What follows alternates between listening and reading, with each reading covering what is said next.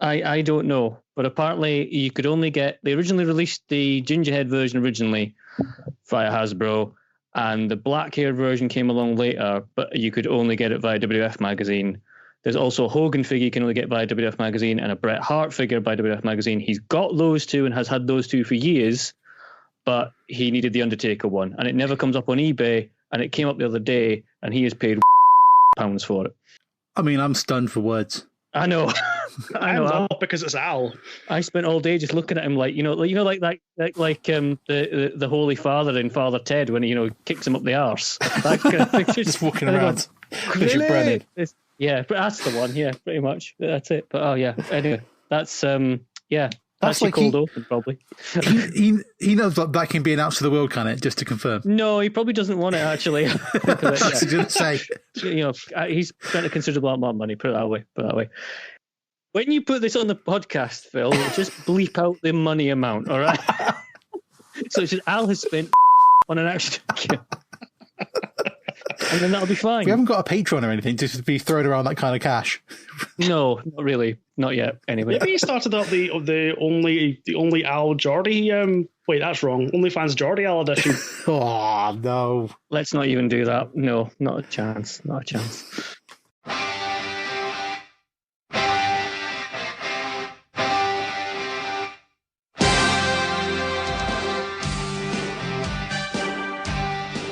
Welcome to the Conquistabores. Tonight on the Conquistabores take over their own podcast for NXT Brooklyn. Stepping into the ring tonight, the Demon Euan Taylor, Samoa Cameron Phillips, Jushin Thunder Phil Doyle, and our very special guest, the franchise player of Target Wrestling, Shady Nattrass. Only tonight on the Conquistabores.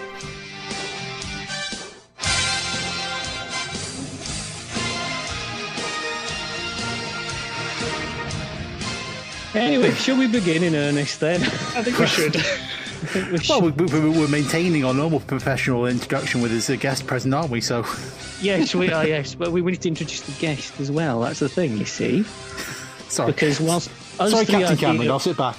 Yeah, whilst us three are here and we're always here, as lads, and Al usually.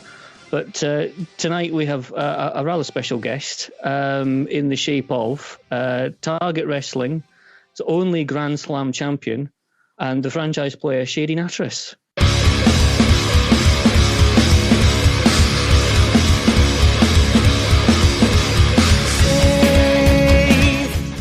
Yep. Welcome, sir. Yeah, pleased to be on. We're pleased to have you. We're pleased to have anybody. We're planning this for a while. Yeah. So it's been really good. So we thought it'd be a grand thing for Shady to come on and share his opinion with us on a show, and we kind of reached a kind of mutual consensus for this one, didn't we? Oh, because we had a fight on Discord about it till we got to some. Well, yeah.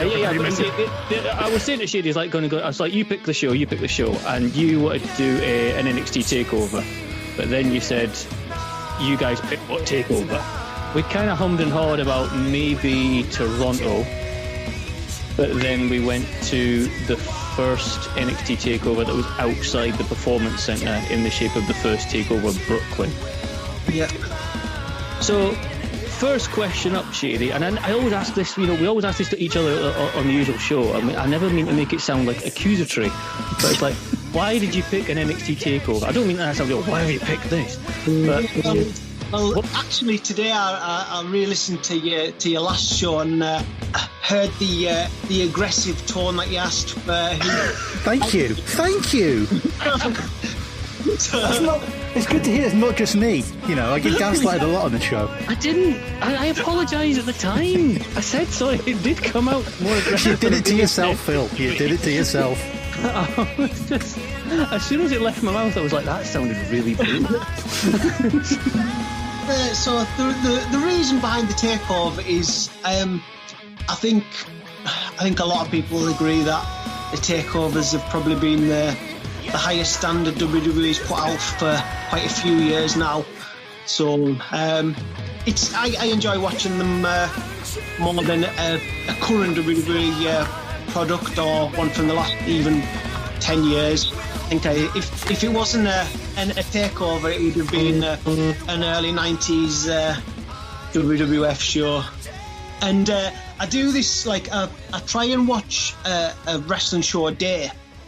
Okay. Like, but I kind of just pick random shows, so I don't really look into what matches are on the show. That makes sense, yeah. You end up going, oh no, I don't like that one because that match is on.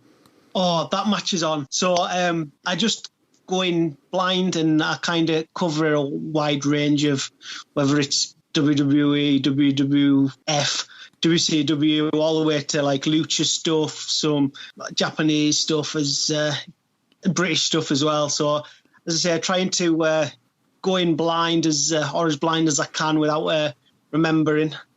Yeah. Okay. All right. Okay. That's great. Yeah, I say I was quite excited about doing a take. I probably agree with Shady about the NXT shows. There probably have been, like, I can't think of a WWE show that's been better than an NXT show. Like, they probably had, like, there's been like the odd moment that's been really incredible on like a WrestleMania, or whatever. But nothing's kind of had the consistency of the takeovers from them over like the last 6 years now, isn't it? I think 7 years. 6. Yeah, 6. Yeah, because this show's coming up 6 years old, isn't it? Yeah, which is a bit shocking for the quote developmental brand. Well, that's the sort of point I brought up in Discord, that NXT at this point in time in 2015 was very much a developmental brand. There's no doubt about it. There are people on there that are very new, whereas you've got more established people, i.e. in the main event. But now in 2021, because of AEW's existence, NXT's now been somewhat brought up to the level of a Raw or SmackDown. It's now a third brand. And personally speaking, I think it's really hurt it. It's really, really hurt it, because it's gone from being what we see here to just another 2 hours of TV, in my opinion, that thankfully it's got no magic, people metamorphosizing into other things or other nonsense they put on Raw or SmackDown. Whereas at this time, this snapshot here, it's very much focused on wrestling. There are storylines galore, of course there are, but the action is of a much higher quality. Yeah. For NXT, now such a high standard to it, anybody with very little experience really sticks out. And it's of no benefit to them being put on TV. No, so you're right. Quite detrimental to them. Yeah. Yeah. And I suppose, like, back at this period, like, NXT pretty much had like the pick of the indies, so they could bring in like the top level guys who were ready to be on TV, who are kind of ready for that next step. But at this point, like there's so many more options for them to go to. You know, there's Impact to a point. There's AEW, MLW as well. There's much wider option, I think, for people out there on the US scene to kind of get themselves built up before they go to the NXT. The American arm of New Japan's an option now. Mm-hmm. Yeah, that's true, yeah. Is it not also the case with NXT at the minute, in the fact that when, in 2015, NXT was on for like an hour? Yes. Each week? And it was taped, wasn't it? They taped like 4 shows in a week, I think. Yeah. I'm always of the opinion that, ideas and gimmicks and in wrestling, when they're on Raw and SmackDown, because obviously Raw's like 3 hours a week and SmackDown's 2 hours a week, gimmicks tend to like burn out really, really quickly on the quote unquote main roster. Mm-hmm. Whereas on NXT, especially at this time, because it's not so much, it's not as overexposed as maybe the main roster is, they have a bit more of a chance to breathe. And that's what kind of made, and you didn't get like a takeover every single month. Were they about every 6 weeks or so, weren't they?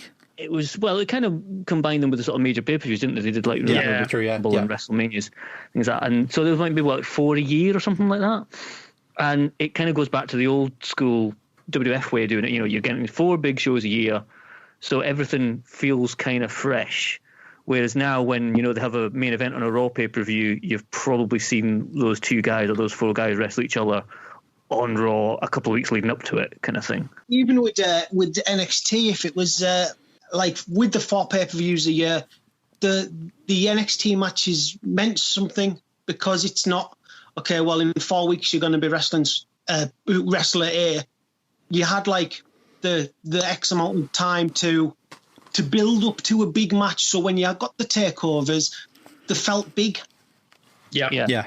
Yeah, 100% agree there, because you've been watching TV for sometimes 3 months with back and forth, maybe a match in between building up, but then you knew when you got to TakeOver that was going to be the blow off, that was going to be the be all end all, whatever feud was going on. Typically a TakeOver would be the end of it or the next evolution of it if they were throwing a different person in, whereas now you're exactly right. I mean, we only had the Royal Rumble 2 weeks ago and Elimination Chambers this Sunday, so that says it all right there.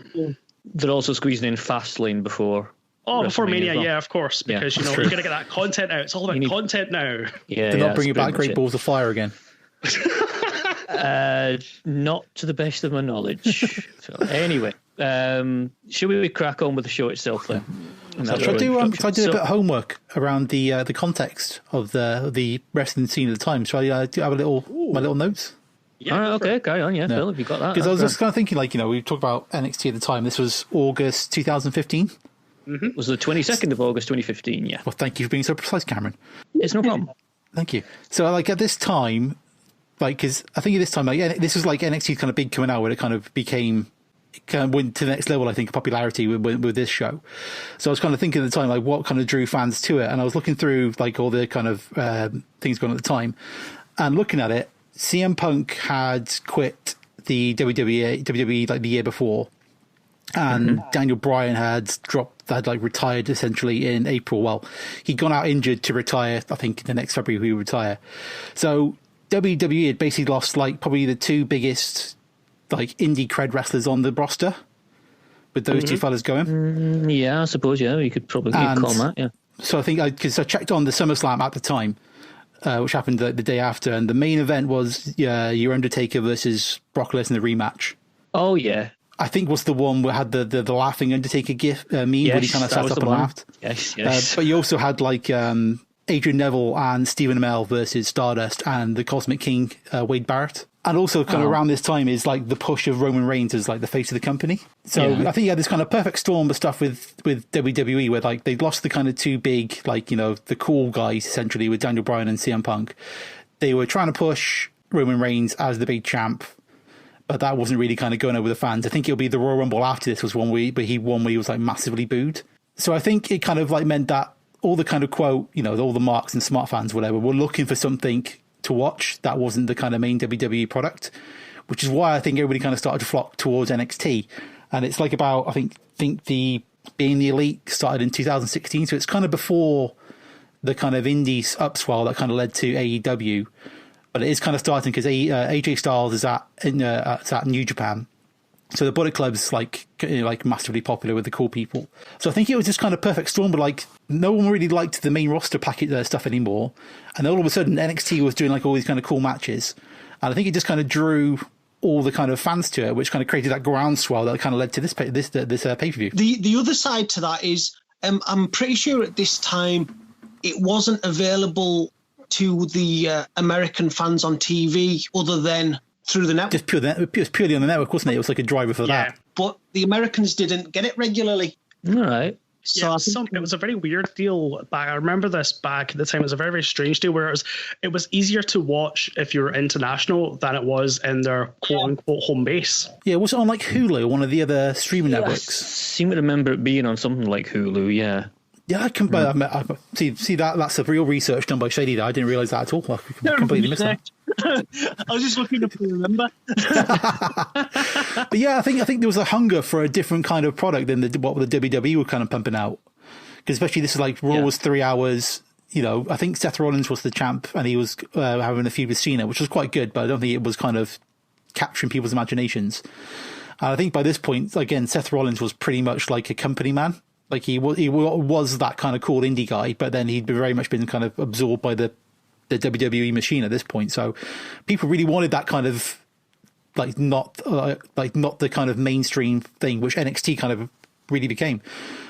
Yeah. So I think I'd been watching it for I think the first pay-per-view, the second one, whichever the one was the Fatal 4-Way with when Adrian Neville was champ. You mean NXT Fatal 4-Way? That's the one. Yeah. Thanks, Euan. That's what I'm here for. Yeah, because they had that kind of that amazing feud between him and Sami Zayn that kind of led to Kevin Owens coming in. That whole period was brilliant. I don't think they didn't put on a bad show for probably about 3 years. It was nuts. Yeah. In 2015, I was wrestling Roderick Strong and Chris Masters in Cumbria. Yeah. I was going to say, you're probably the only person on this podcast who've had a Ring of Honor World title shot as well. I'm going to go with yes for that one. Yes, probably. Unless there's something Phil's not telling us. Well, no. Yeah. It's very strange that someone on the show actually knows what they're talking about. It's very peculiar. Yeah, it's weird, isn't it? It's actually, actual wrestlers. Yeah, rather than four idiots just guessing.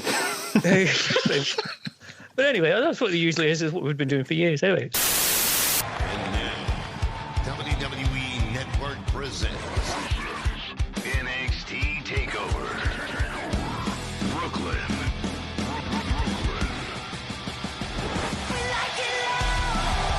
Nearly 16,000 rabid NXT fans have packed the Barclays Center in Brooklyn, New York.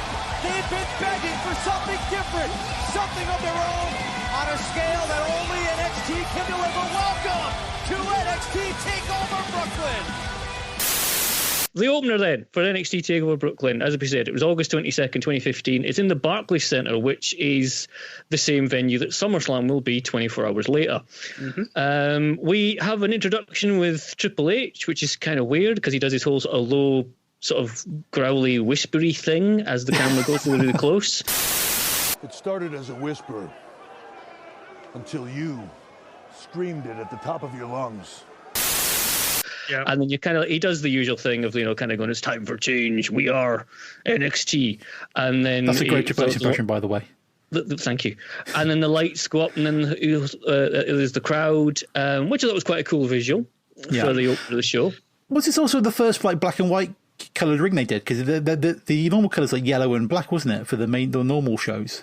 The Brooklyn shows do have a black and white aesthetic. The first thing I kind of noticed, the first thing I noticed was this is the first NXT outside of Full Sail. They sold out a nearly a 16,000 seat arena for a developmental show. That's what Think I'm saying. about that. It's the same venue SummerSlam will be in 24 hours. It's wild.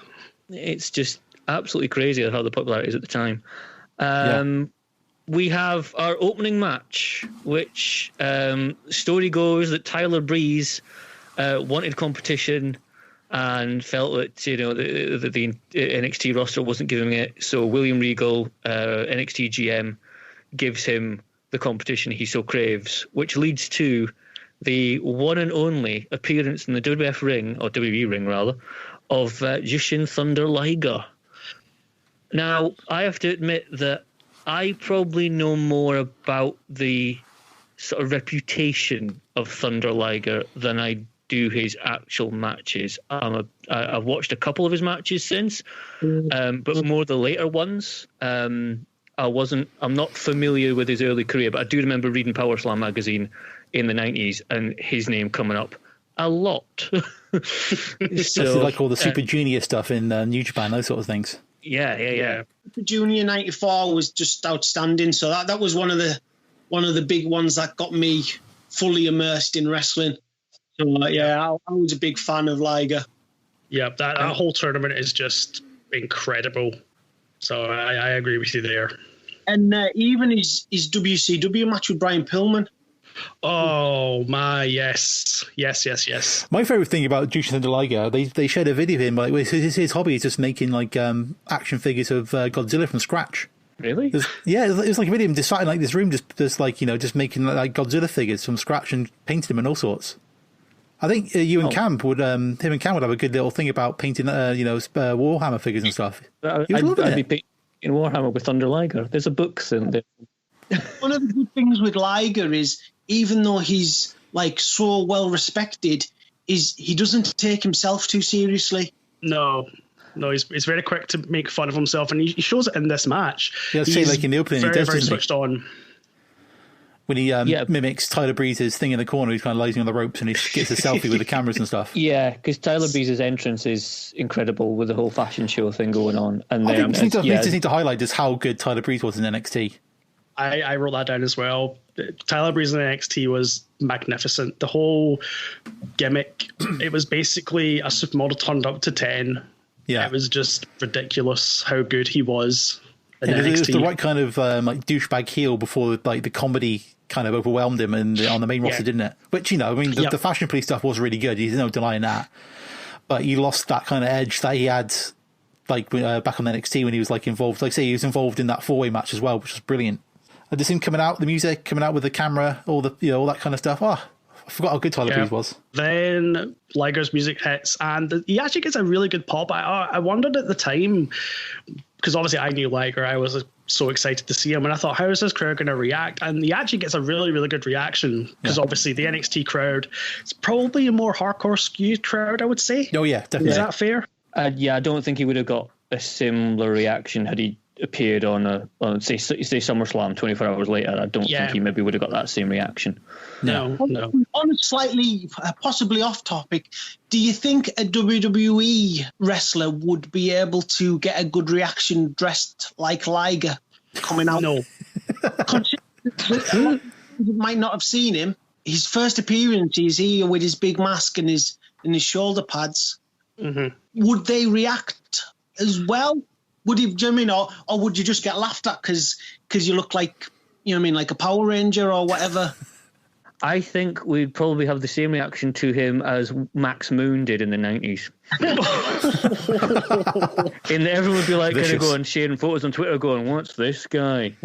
What's he doing? It's like, and he might be able to do a moonsault, but yeah, you're right. It probably would be a Power Ranger thing. That would be the thing floating around Twitter. It would be like, it'd be Go-Go, whatever his name was. They did that to Batista when he wore blue trunks, didn't they? Yes, I remember that. Batista thing. It's just like, what? That was just wearing trunks. Never mind dressed as Liger.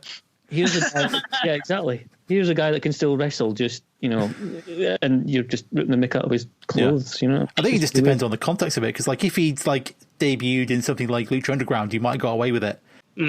But WWE, it'll be really hard kind of, because like you've got the Lucha Dragons or Lucha House Party, whatever they're called, but they don't go for the full-on Liger mask, do they? With the shoulder pads and everything else. Now I say it, Phil. Remember, current day NXT are currently touting they have a woman who's over 1,000 years old. That's true. I forgot about that. Yeah, trained by a dragon, wasn't it? Yeah. Yes. I respect that. Just the balls to go for it. You know what? She's trained by a dragon, 2,000 years old. Put it on a promo. Done. I respect that. What have we got? The actual match itself, then. As we already said, the opening few minutes are essentially Liger taking the piss, which is really good fun. Yeah. With the selfie stick. We get a absolutely, I think there's Tyler Breeze flips so much out of a monkey flip, and I think air traffic control should be notified, which is great. You get some serious air off that.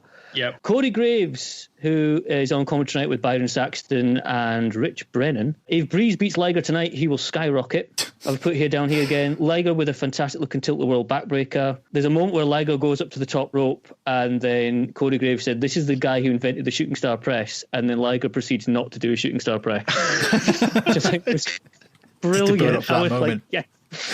Thanks, Corey. Breeze moves outside when Liger's up on the top rope, and then there's a somersault plancha to the outside. Is that when Liger does Hulk Hogan by the side of the ring?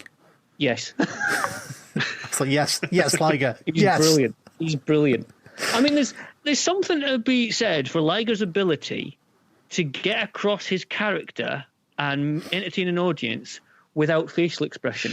Yeah, I think that's the biggest thing that I will say to people when they go, "Oh, he's just a Power Ranger." I'm like, okay, but this man has managed to get over without you being able to see his face, without you being able to see his facial reactions, yet his selling is absolutely believable. Yeah. And it's all in the body language, isn't it? Yeah. And the fact he'll be like nearly 50-year-old at this point on this pay-per-view. And it's really changed. Yeah, that's it. I don't know how he does it. How he's done it at this point. I mean, the fact that this guy's nearly 50 and doing a somersault plancha to the outside, it's crazy. It's absolutely crazy, but it's fantastic. I mean, I enjoyed this match as an opener. I think it was great. That sounds like I'm knocking it, but I'm not. But it was the perfect place for the card, wasn't it? It's kind of big pop for Liger, like nothing too strenuous, like 5-10 minutes just to kind of get the crowd pumping. I think Breeze is a good opponent for it because obviously he's like a really good hand, so he can it's not like chucking him somebody who's quite green and could do it. I think the last thing they want is to do damage to Liger. So I guess at this point there was potential for more New Japan stuff down the road, which obviously kind of went out the window. Obviously, because we haven't had anything. Nothing since. The Forbidden Door does not lead to the land of WWE. No. Thank God for that. Yeah, I say I enjoyed this match as an opener. It was a cracking. It was shorter than I remembered it being, but then it didn't really need to be much longer. I don't think. It's what it needed to be, wasn't it? Yeah, it was it's all it needed to be, and I really enjoyed it. I liked it. I don't know. On the technical side, it'll have been good for Tyler Breeze to be in with a Jushin Liger experience rather than just work, because he was in FCW as well before NXT, wasn't he? Yeah, he's there for a long time, I think, wasn't he? He'll have been working the WWE developmental circuit for a while, so then to step up with somebody like Liger and clearly be at a good level with him, it won't have done him any harm career-wise. Yeah, totally. Not at all. Absolutely, not at all. I mean, as much as there was a storyline going on that, to get him competition, I would imagine a little bit behind the scenes as well will be the thought of, if you can hang with Liger, then, you've made it here, mate. You know what I mean? I'm not sure of Tyler Breeze's tassels, though. Yes, a bit of a risk. I'm all for those tassels. I'm sorry. I have to disagree with you there. Many ferrets have died to make those tassels. And, wow. I think it was a noble sacrifice. they do it for the greater good. It was done for the greater good. We get a promo for Nia Jax. Yep. Up next. Doom incoming. Well, yeah. Shall I clip in, please? Add in the audio clip where saying my hole into this part of the show. Please do. God, are we going down that route? We went to. We've done worse. Come on. No, one of the greatest, worst moments of 2021 WWE was that segment right there. Yeah, it was. It was Mick Foley's suggestion that it could be the new Austin 316. Oh my God. Mick, please. Somebody take the Twitter machine away from Mick. Yes, someone lock the man's phone away, please. Oh, imagine the t-shirts. Our second match of the evening is the NXT tag team titles are on the line as the champions Buddy and Murphy take on the Vaudevillains. Now, the Vaudevillains end up with Blue Pants, Leva Bates in AEW at the minute, in their corner, and Buddy and Murphy have, and I totally forgot this, that Alexa Bliss was essentially their manager for a while. I remember this greatly because Alexa Bliss, that's all I really need to say. But if you were to...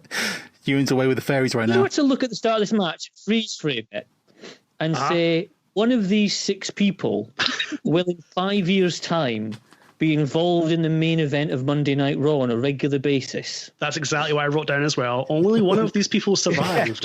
Who was it? One of these people is still really in there. Well, I suppose Buddy Murphy's around. If you want to call it that, yeah. Because they're still on SmackDown in some role. That's true. Yeah. Was it Blake was in? Was he partnered up with? What's his face? Corbin? No, he was with Forgotten Sons, and I think has he gone with them? One of them has. Because they released one of them, didn't they? They released the other one, I think. Well, there was 3 of them. Yeah, because the one who did the naughty tweets about the protest and stuff, he got moved. He's partnered up with Corbin. Elias, that's who he's with. Oh God, yeah. Wesley Blake then, and the other guy got teamed up with Baron Corbin as his backup, and then they just released the other guy recently just because, Well, he apparently was at a party at the New Year. Yes, that was it. Yeah, a lot of the other wrestlers. That's how he got caught. Yeah, and he caught COVID. Yeah. So he kind of got damned by association, and because he actually caught it, he kind of got the sack, which seems oddly harsh. But it has been, isn't it? Where is it? In this day and age with the whole virus, is it? Well, yeah, I suppose when you look at it that way, definitely, yeah. It's kind of, you'll have other people who were in the sense that there was other people who were posting on Instagram that they were there, like Ricochet was there apparently. Yeah, posting on Instagram. I think Ricochet's he's clearly he has shown his he isn't the brightest with his friends. No, because that's for sure. Is it is Katie Catanzaro's deleted her Instagram account? Yeah, that happened at the start of the week. Yeah. So it's a bit between not wearing masks or social distancing, him and other people were like spending a lot of time at the paedophiles training school in Florida. Florida, it's a wonderful place. Oh dear. Well, that took a turn. Yeah. Where are we? Vaudevillains coming into the ring and then proclaiming that men are here. These outfits, top hats, trench coats. I forgot how much I liked the Vaudevillains as a gimmick.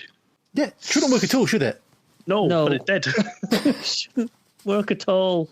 I think it's just the entrance that makes it, with all the black and white stuff going on, the sort of timey-wimey. Oh, that's the way they're both committed to it, aren't they? You see, like the way Simon Gotch climbs into the ring and does those kind of squats in his kind of strongman get up. They're like proper both leading into it and like going with it. And I think if the people in the room they're going with it, then the audience will go with it as well, won't they? True, yeah. It is probably one of those gimmicks that you'd have to go full force into it, because otherwise, if you're half-arsing it, then it would come across as a bit sort of flimsy and ridiculous.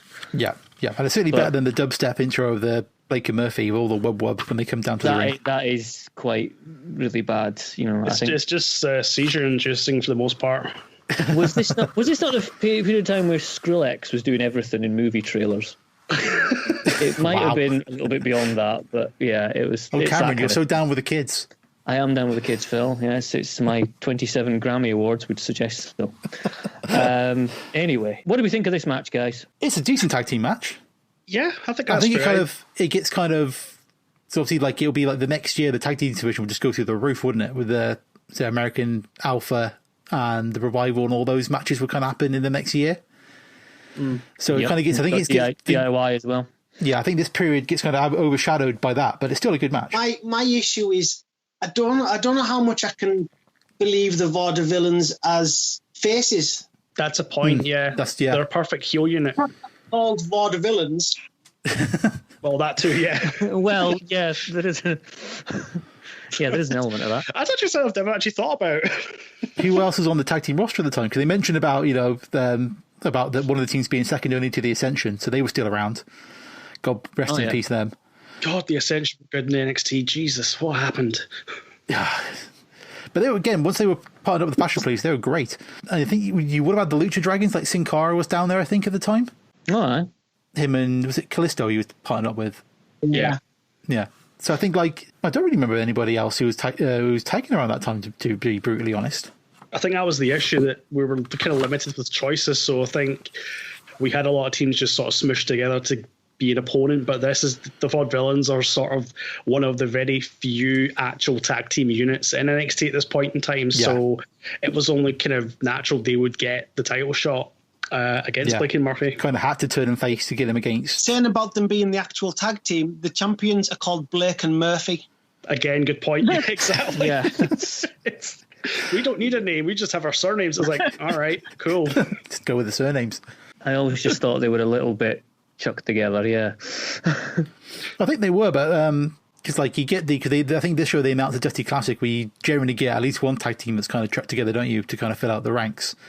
Yeah. But I think they're wearing they got wearing similar trunks. They got the kind of Iron Man colours going. They're a unit. Give them that. I mean, even Alexa Bliss is the matching gear. Yep. Yeah, got to give them some credit. But I think this would be after this would be the kind of slow climb down. They would lose the belts, they wouldn't get them back, they'd get split up, moved to the main roster as also ran sort of things, wouldn't they? So this was probably their high point in a way for them as a unit. Yeah, I would say so. Yeah, definitely. That was another thing takeovers were used for as well. Takeovers were really the swan song for people. Yeah. Because generally after a takeover you would lose your top 3 or 4 people to the main roster. So then you'd have to start the cycle again of building up your mid-carders to your headliners. Well, that was always kind of the risk with NXT, wasn't it? No matter how successful NXT gets, it's always going to be strip mined. Yeah. So, you're always going to think, well, there's always that kind of undercurrent. It's like the same as the minute with Johnny Gargano. Everyone's kind of going, when's Johnny Gargano going to go to the main event, the main roster? When's he going to go up? Because he's done everything in NXT. He's done this. Go. It's a mistake. yeah, he's like, I don't think anything like, the way would work on Raw. Yeah. I think it became clear, like, over the next couple of years, like, they just kept dropping the ball on most people coming up, or they dropped the ball initially, and it would take the person, like, a good, 18 months to kind of get back on their feet. Yeah. The thing with Johnny Gargano is he's getting the luxury of takeover 20-minute matches, where you get that on the main roster. You get 2 minutes in an advert. Like, I'm a big Johnny Gargano fan, but he's stale. Yeah, I agree. It's still the same stuff that he's doing. I want to see someone else from him now. Yeah, I mean, I think, getting slightly off topic, but I wasn't a big fan of the Tommaso Ciampa matches he had. Thank you. I thought they were overbooked as hell. I thought they just went ages. Well, when he's a face, he only has one cell, and that's his, like, glazed over look. Yes, this is true. I mean, he does it. I think probably the best. Once again, fantastically off topic list. But one of the best Johnny Gargano matches I ever saw was a couple of years ago, where he had the NXT title match against Andrade. Yeah. Oh, that's a belter, wasn't it? Probably the last Gargano match I was like properly into. And probably the last Andrade match as well. He did a lot of glassy-eyed looking at the ceiling in that one. Yeah. Well, my favourite Johnny Gargano match goes back even further till probably about 2013. Ricochet at Dragon Gate USA. Ooh. And it was just like they had a few matches, and Ricochet asked us which one, and I went, I don't know, because they all merge into each other with me. But it got me fired up for going back to wrestling, because you can feel a bit stale now and again, but it made us get my groove back, if you know what I mean. Aye, that's cool. I mean, does that often happen as a wrestler? Do you often take inspiration from other wrestlers that you view, and then that sort of gets your fire back? Absolutely. Yeah. Because I mean, especially if you kind of feel stuck, I'm sure WWE wrestlers will feel it loads, because do you know what I mean? If you're stuck on the one match on Metal or Superstars every week, whatever it is, main event, you're gonna get a bit bored and sick. I'm surprised Cesaro's still there. You and me both. Yeah. You and me both. And he re-signed as well. Money must be good. They're giving him a push for Elimination Chamber, probably because he has re-signed. Well, yeah. And he had a belter of a promo the other night on Talking Smack. If you saw that. Where he was talking about, how, people think he would be upset, being in the WWE. He loves it because he loves wrestling, and he'll wrestle every day and all this kind of stuff, which, fine, Anyway, bringing it all back, we've it highlights the match. There's a really kind of like a background story in this match, in the fact that you're wondering when Blue Pants is going to slap Alexa Bliss. And I don't know if that's a distraction from the actual match, or... I think it's something just added in, that you can watch the stuff in ring, but you've also got a sort of side eye on the outside, because you know something's brewing between those two because of what's happened.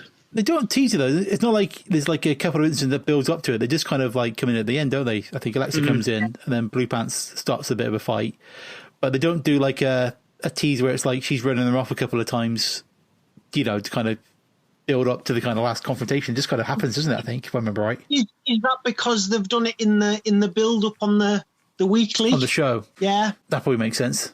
Because I think that the commentary talk about like how Alexa's always been like the one to kind of the secret weapon for them to retain their belts, because they've had them for like a year or something, haven't they? Like a good couple hundred days or something daft like that. It's a long while, if I remember rightly. Yeah, but the Board Villains finisher was called the Whirling Dervish, and I forgot about that, and it's brilliant. It's a cracking name, that. I forgot that as well. Yeah, I have also put on here regarding the Vaude Villains. Should your second tag in a match be a hot tag? No. Yeah, because Gotch comes in, and it's basically English getting worked over for a fair old while, isn't it? Why not? It just seems really early. It seems to come really quick. Or is it not being the same as every other tag match? Yeah, and it was bugging me when I was watching this. I feel like it felt like they'd kind of missed 5 minutes at the start and kind of skipped ahead a bit. And I don't know if that's maybe they had to do that. It's, obviously I don't know what the WWE match plan system is, but I can imagine a lot of them being the same 7-step plan. every time. Hitting the same beats. And you do have to mix it up, and it was something different. Yeah, I suppose you look at when you look at it that way. Yeah, I just Like it felt odd. Yeah, but probably I know it was something. You're probably right. It was probably something that I hadn't really seen much before. But you'll probably find I might disagree with a bit because I've got like really wrestling OCD. I have heard and am aware of your wrestling OCD, and I'm still watching. I'm still watching those matches. You keep saying you've done something wrong in, and I can't find it. Yeah, I say Gotch and Simon Gotch and Aiden English get the win after the Whirling Dervish for 3, and they get quite a good reaction for winning the belts, I think. Yeah, crowd give them a good reaction. They celebrate with blue pants. Everything's happy. Yeah, everything's good, and that's what you want, really. What's your thoughts on Simon Gotch as a singles? Because he's on MLW at the moment, I think. Is he? Yeah, he is. I thought he'd left completely. He was talking. No, he's been in MLW for a few months now as part of, I think he's part of Tom Lawler's group there. Please tell me he still has the mustache. Yeah, I think he does. Yeah, Excellent. he does. Yeah, he's still got the mustache. I think because he's obviously been in tag teams for a long, long time, it was obviously going to take him a little while to get used to it. But I think MLW is good for him because he is allowed to be a prick.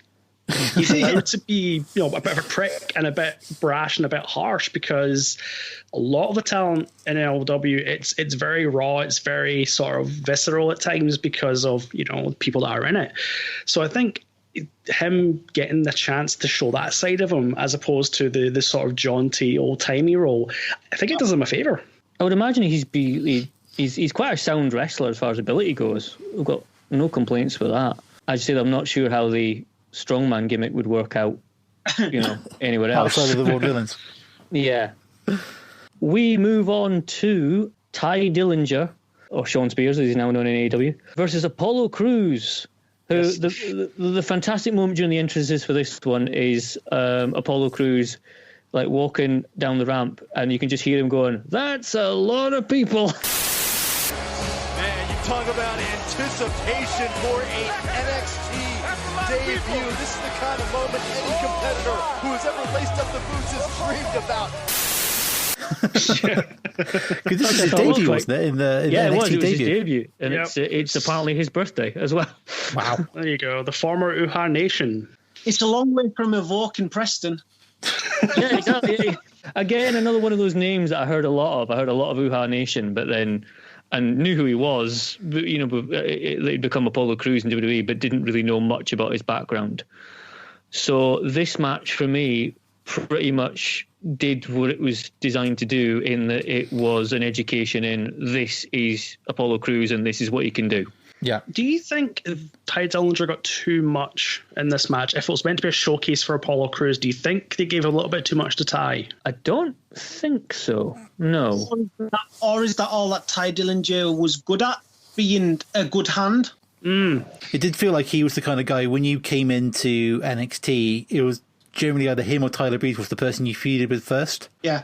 To kind of get yourself into the groove of it, and then you kind of move on to somebody else. They were kind of like, they became like the gatekeepers for the upper echelons of the roster, didn't they? I think because Sean Spears is really good. Like, I've quite enjoyed his work in AEW when he became the chairman. I mean, I know he battered Cody by mistake or whatever it was, but I think they worked that into quite a good gimmick after that. I think, but yeah, he kind of became like that person who kind of offers like the first kind of stiff challenge, but is generally always overcame by that person coming in. You never thought he'd win the new face. No, never when against a new face at all. Not at all. But he was that kind of stepping stone up into that, as you say, to get someone in the groove. I will say about Ty Dillinger, when he went to SmackDown, he pretty much stole my trunks. which I was really annoyed at, because you can see his trunks at the moment is he's got white trunks and they've got a black trim around the waist, which is a regular thing. You'll find lots of wrestlers with that. Yeah, that makes sense. But it also has a trim around the top of the legs. Now, my trunks do as well. So they do, yeah. I have black trunks with a light blue trim. And then he turns up on SmackDown with black trunks with a light blue trim. And I'm like, Has Ty Dillinger been in your wardrobe? Been watching them Pro Wrestling's Real Life videos. He has. I was coming to that later, don't you worry. we'll let you get your plugs in. Don't worry. Yeah, this match, as I say, it's pretty much it's a fairly. I think Apollo Crews needs the right opponent. Yeah. Yeah, is Ty Dillinger the right opponent for him then? No. It's a fine match after the high of the Vaudevillains winning. It's a nice sort of buffer match to sort of calm everyone down a little bit before we start ramping it up again, obviously leading towards the 2 main events on this card. Yeah. Yeah, so this is the start of your kind of build towards the sort of midpoint to finale of the show, I suppose. In the normal case would make sense because you'd normally bring it down before your main event, but if you've got 2 main events, why would you bring it down? True. It's just how WWE do it, I think. It works for them, so, that's what they'll do. Whereas another company would be like, why would we take the heat out of this crowd? But I guess you need to worry about burning the crowd out before your main event. If you just keep going and going and going, you need to have a lull somewhere to let the crowd get their breath back. Otherwise, by the time you get to your main event, the crowd are going to have nothing left. And I'd generally agree, but watch any other NXT TakeOver. Would this match been better if it actually been on the NXT TV show rather than the TakeOver? Yes. Or first, yeah, even better. Yeah. That's a fair point. Yeah. You're gonna get a reaction for Liger. That's a good point. Yeah, where he's on the card, he's going to get a big pop, isn't he? Yeah. So swap Breeze and Liger around in the position of the card with this one. I think it would have built the card up. Yeah, actually, the more you think about it, that would have made a lot more sense. Interesting. Yeah. See, this is why we brought you on, Shady. This is why. As I say, it's nice to have somebody who knows what they're talking about. Just ramble. One of the two. Well, I mean, we do usually have Al quoting from the WWF Encyclopedia. We do, yeah, and he's researched. It's good enough for Hogan. It's good enough for anybody else. Anyone else? Yes, there we go. Anyway, on the side topic of Apollo Crews, when he's in Subway in Preston and they won't accept his American Express card, he won't let us buy him. Wow. There you go.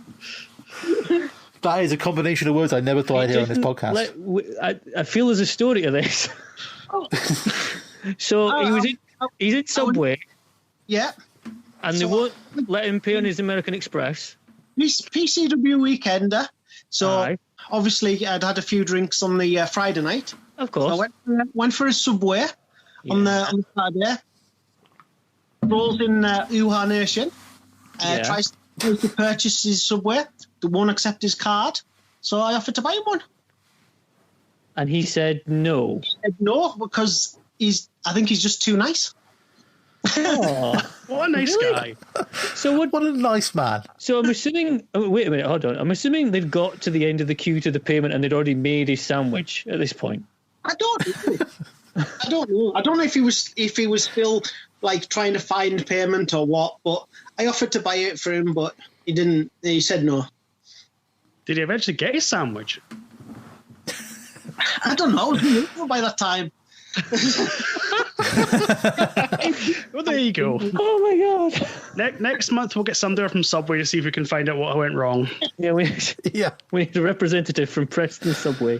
Go back to give you CM Punk and Bryan Danielson stories if you want, but that'd be mint. Right, next time we're doing Money in the Bank 2011. Yay! Fucking great show.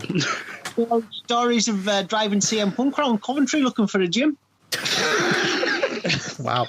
When was this? That is significantly better than the normal level of stories, I'll give you that. 2005. 2005? Yep. All right, okay. So International Showdown was the show in Coventry. I was gonna say, was that not International Showdown? But yeah, okay. I was only there because I drove Pete Williams there. All right. You're just name dropping now. I got asked by Alex Shane if I'd take him down to Coventry. So I says, yeah, if I get 2 tickets for me and my brother. Like, yeah. There you go. Fair enough. That's only fair. Can't argue with that. That's all right then. That's amazing. And then he was asking, they were going to go to a gym. So at the time I was driving a Saxo. So there was me, Alex Shane, Classy. CM Punk and Christopher Daniels driving around Coventry, looking for a gym. Wow, an image. Didn't find one, but found a man with 3 fingers missing.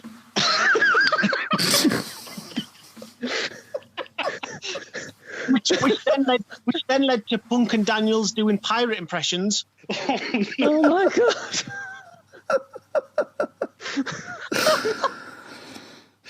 Oh god, I'm now getting images of similar to Coke Banner and Darren Burridge's Team Shag just going around cities just being arseholes to people. Wow. I never thought they had it in them. Anyway. Yeah, segue that, Cameron. Go on. It's just impossible. I can't. This is why you brought me on, wasn't it? This is why. Well, for these debonair moments.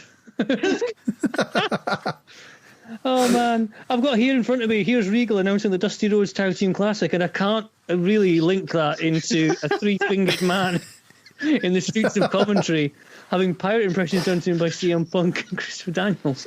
You can be sure Regal's done that in the past. Yeah, Regal's probably done pirate impressions in the past. The Dusty Rhodes Tag Team Classic, then, and it's a problem for me with the Dusty Rhodes Tag Team Classic that persists to this day, because obviously the 2021 version has just concluded at Vengeance Day. Does anyone else not consider Dusty Rhodes a tag team wrestler at all? Yes. I mean, in his early days, wasn't he? He was with somebody, like his really early days, but when he was like the American Dream, like he was singles all the way. He was somehow something. I remember, I remember him always being a singles guy. He was wrestling Flair and and things like that, and for the with Sapphire, and with Sapphire, and I'm like, well, that's probably the only tag team I actually can remember in my head is him and Sapphire versus Macho and Sherry. That's about the only tag I forgot that happened. It happened, didn't it? Jesus, that just hit me like a Nam flashback. So it's always bothered me why they're kind of going. Here again, it's like kind of going. Corey Graves is going. Yeah, tag team tournament. What a way to honour the dream. Really? Well, to be honest, the only way to honour our dream is butcher the English language, but we can't do that. Oh, now surely the best way to honour the American dream would be just like a series of like really nuts gimmick matches with daft finishes. Well, yeah. Or get that 3-fingered man to tell us about his life. Because Christ. But it's so they're going to have the tag team tournament, which has persisted to this day. So there must have been like 5 or 6 editions of it by now. Then in that case, and the first women's edition was this year as well. Exactly, yeah, the first women's one. A point. I put up a tweet out yesterday, I think it was. Yep. Does it kind of miss the point of the Dusty Road Classics to then have a women's version? Should you not have a women's tournament? You know what I mean? Name after a female. We're suggesting the Sensational Sherry Cup. Yeah.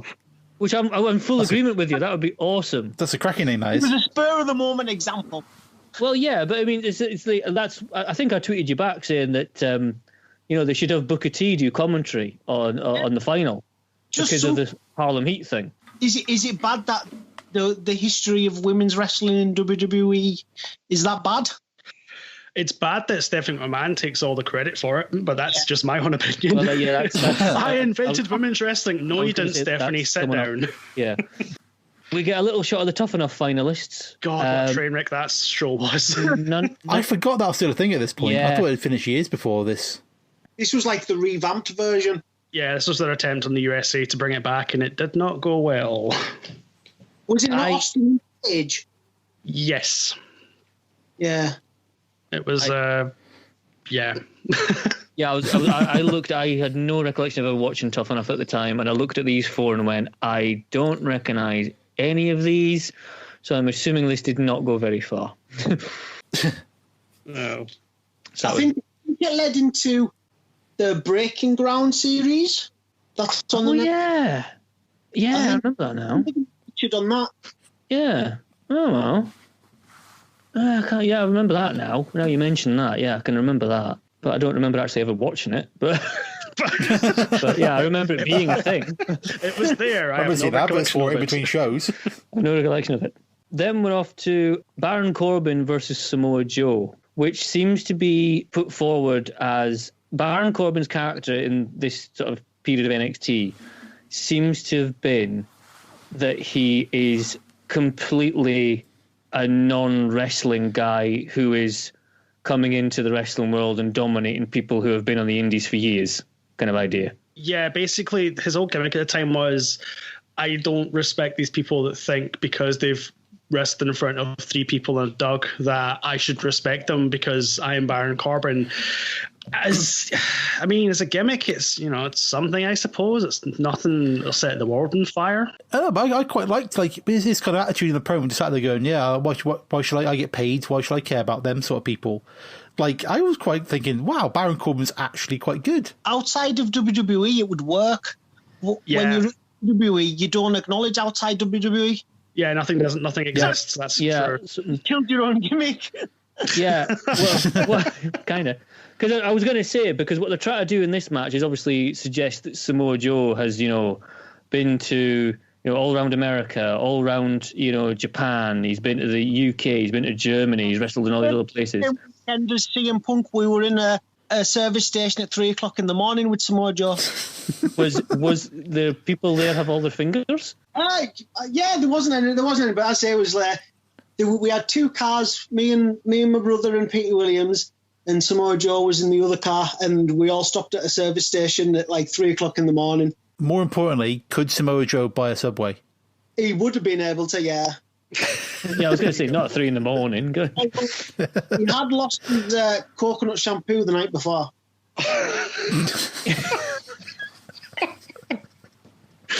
Of course. Oh boy. Oh my! You see a different side to wrestlers. But the way they kind of positioning Corbin against Joe, I think in the promo thing before, and it works quite well with kind of Corbin's bored indifference against Joe's I'm just going to murder him because I'm a wrestler sort of thing. And it's certainly better than I think what Corbin's had to do on the main roster, like his dog food match with Roman Reigns. Oh God, I try not to think about and that. He's like this sheriff. Baron Corbin, I think, was very, very exposed. As Shayna said earlier on, that it's very hard to maintain a gimmick for 3 hours a week, whereas it's a hell of a lot easier to maintain a gimmick for an hour a week, even 2 if you're really creative. But this point, Baron Corbin, King Corbin, Shit Can Corbin, whatever he is, I'm not a fan, in case you can't tell. He's just been exposed to the point of he's just not that good. And for me, this is the weak point in WWE, because if you were a decent wrestler, regardless of your standard, and you were in Baron Corbin's position, you would get better. Good wrestlers, you should keep improving. That was always my complaint with Roman Reigns. It took him too long to get good. Yeah, I would agree that if you're getting that level of attention, you're getting that level of think of the people in the Performance Center. The amount of talent in that place is ridiculous, and you're working with what are meant to be quote unquote the best wrestlers in the world. If you're working for WWE, the big leagues, whereas some people are quite clearly there just for the paycheck and will just coast along and put on any old crap every Monday or Friday night just to get their paycheck. But it's almost, I think, kind of pointless trying almost to say, because if you try to do something creative and it's not come out of Vince's head, it's going to get shot down and you're going to end up in main event wrestling against the doormat. The other side is, though, the likes of Baron Corbin's obviously been given the position. So, even if Samoa Joe works this match half-assed, he should learn from him. Mm-hmm, absolutely. Yeah. If you work people Samoa Joe's standard who aren't even working 100% for 3 months in a row, never mind every day at the Performance Center, you should be better than the level that, say, Baron Corbin is now. Is it not the case, though, that they've maybe fallen in love with the character of Baron Corbin rather than the ability of the guy playing him? You can still play a character that isn't liked well. Yeah. Yeah, because he just kind of appears on Raw these days, and he's just there for being their sake, it feels He's like. just there to fill time, and that's the biggest problem for me with main roster WWE right now, is they're just trying to fill time, they're just trying to fill content, and unfortunately the content they're putting out there at the moment for the last decade has been subpar at best, with the occasional bright shining light, but that bright shining light is covered in a very thick veil of fog and just general nonsense and lack of creativity. Like, you could get 6 minutes on Raw and still put out something entertaining. Absolutely.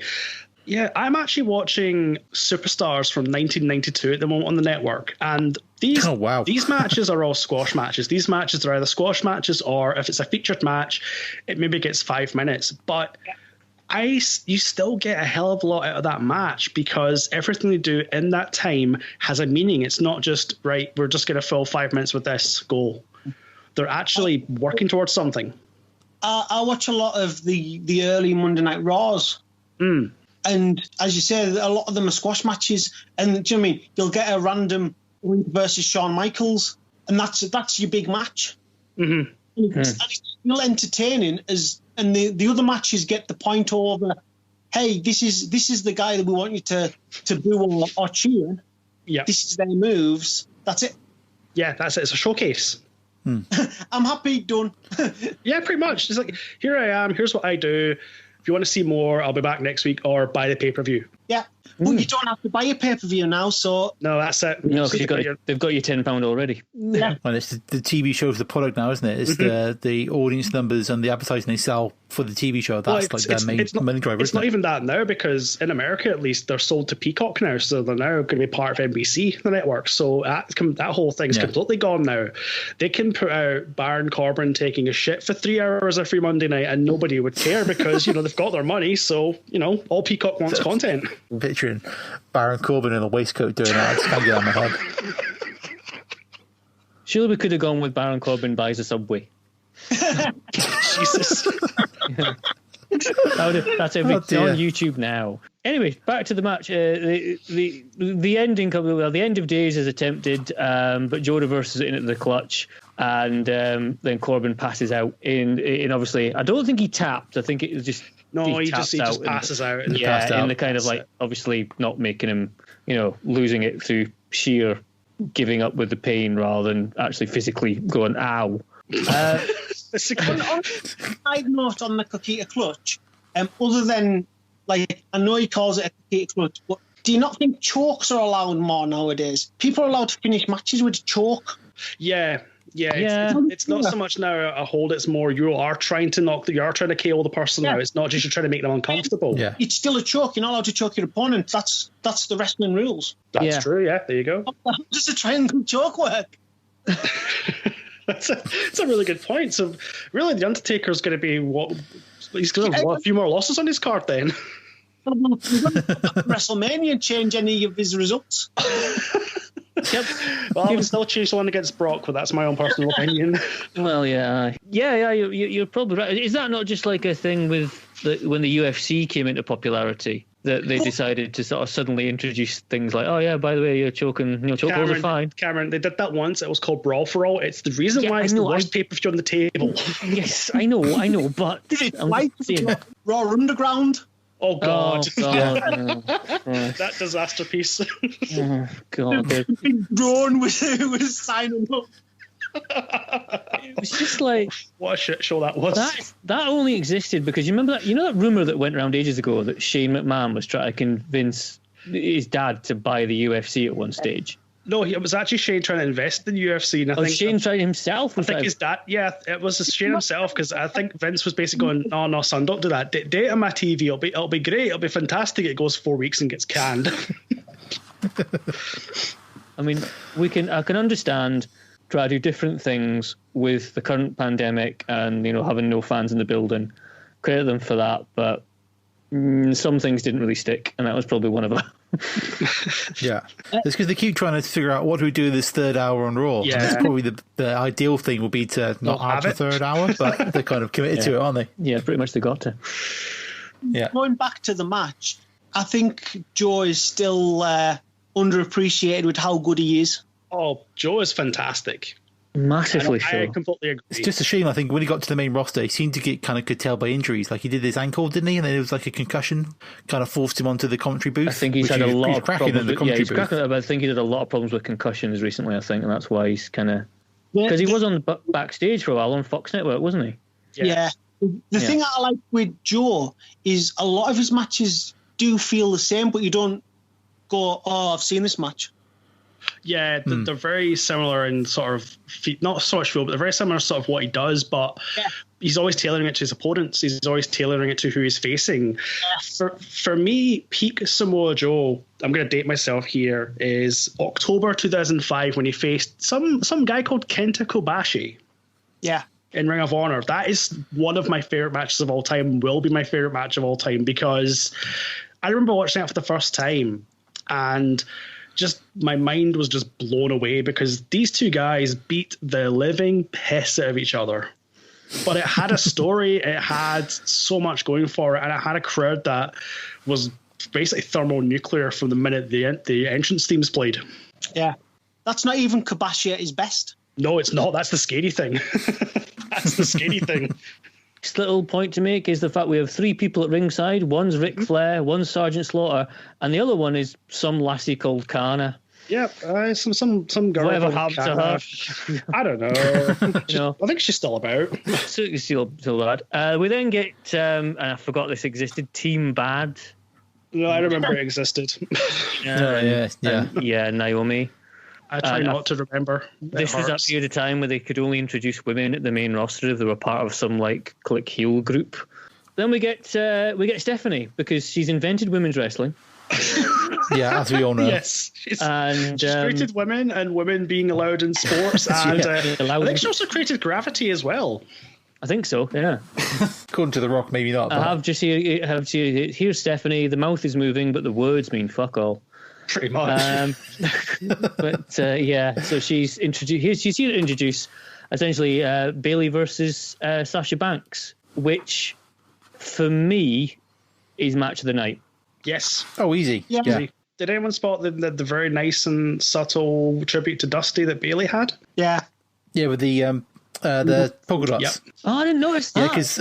Because Sasha starts ragging on it straight away when they get into the ring. It's brilliant. Yes. Because what you got? I mean, I know people kind of ragged on Bayley at this point, but what's the Joan Cena? I think was the kind of that's unfair. The kind of babyface digger. Yeah, but I mean, like she's perfect at it. Like her underdog kind of tail into this match against Sasha Banks. It's just like it's pitched so perfect with Sasha's like a superb heel. Yeah.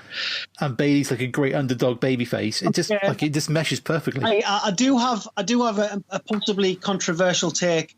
Is this their peak? Not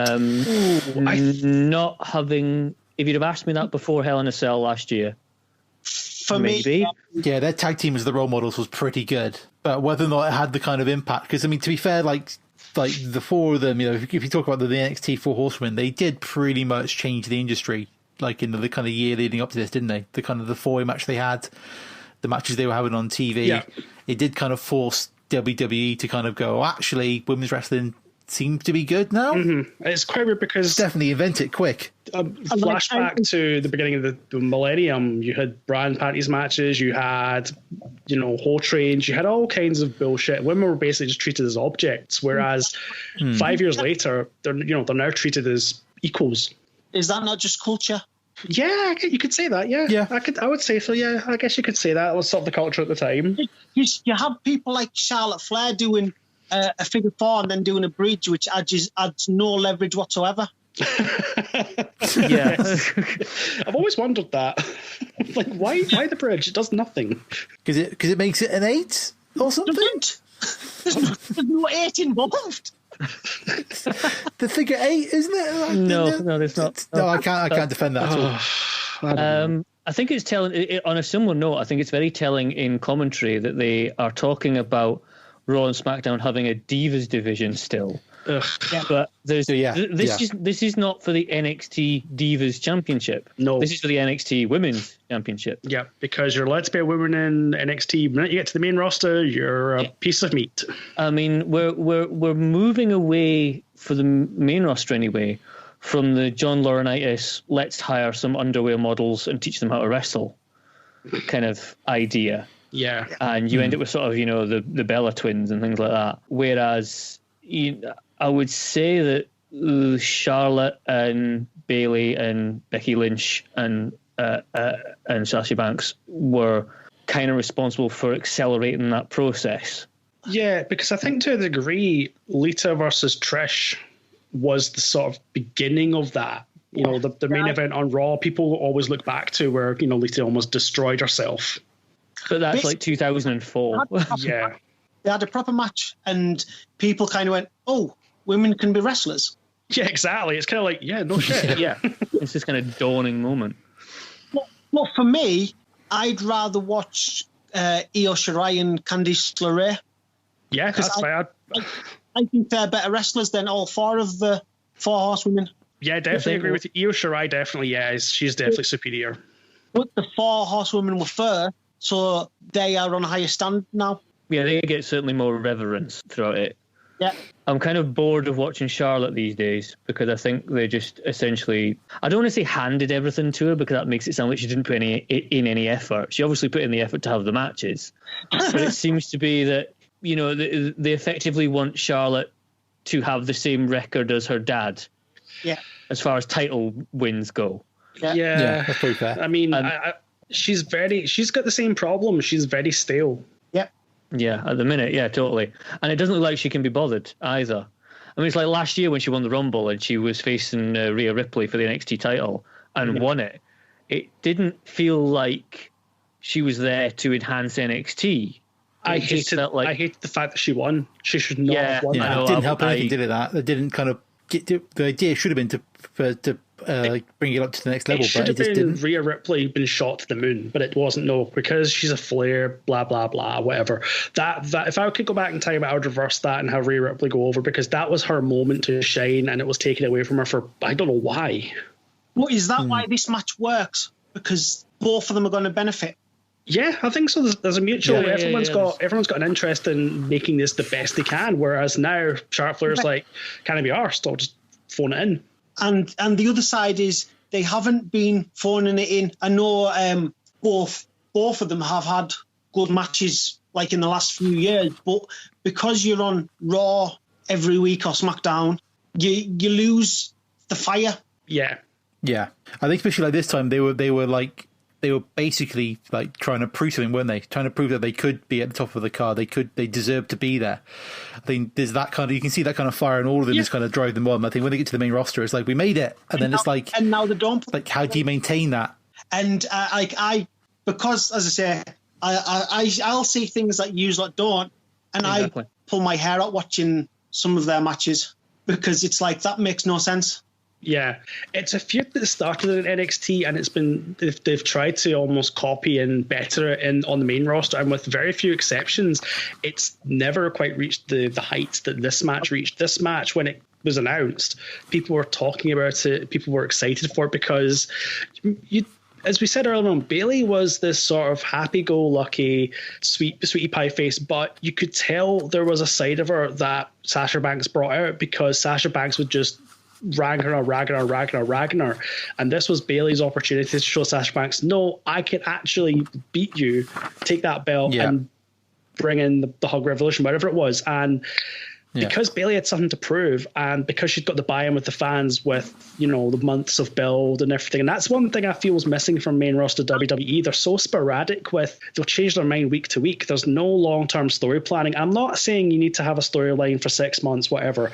Even a month. Just even have something build over a month. Don't try and do something in 3 hours. It doesn't work. It doesn't land because I've got no emotional buy-in. I don't care. Yeah, because I say this goes back to the four-way match they had probably 3-4 months earlier, and you'd had like the entire story of like they show in the promo of Bayley kind of wrestling through the four horsewomen to get a shot at Sasha Banks.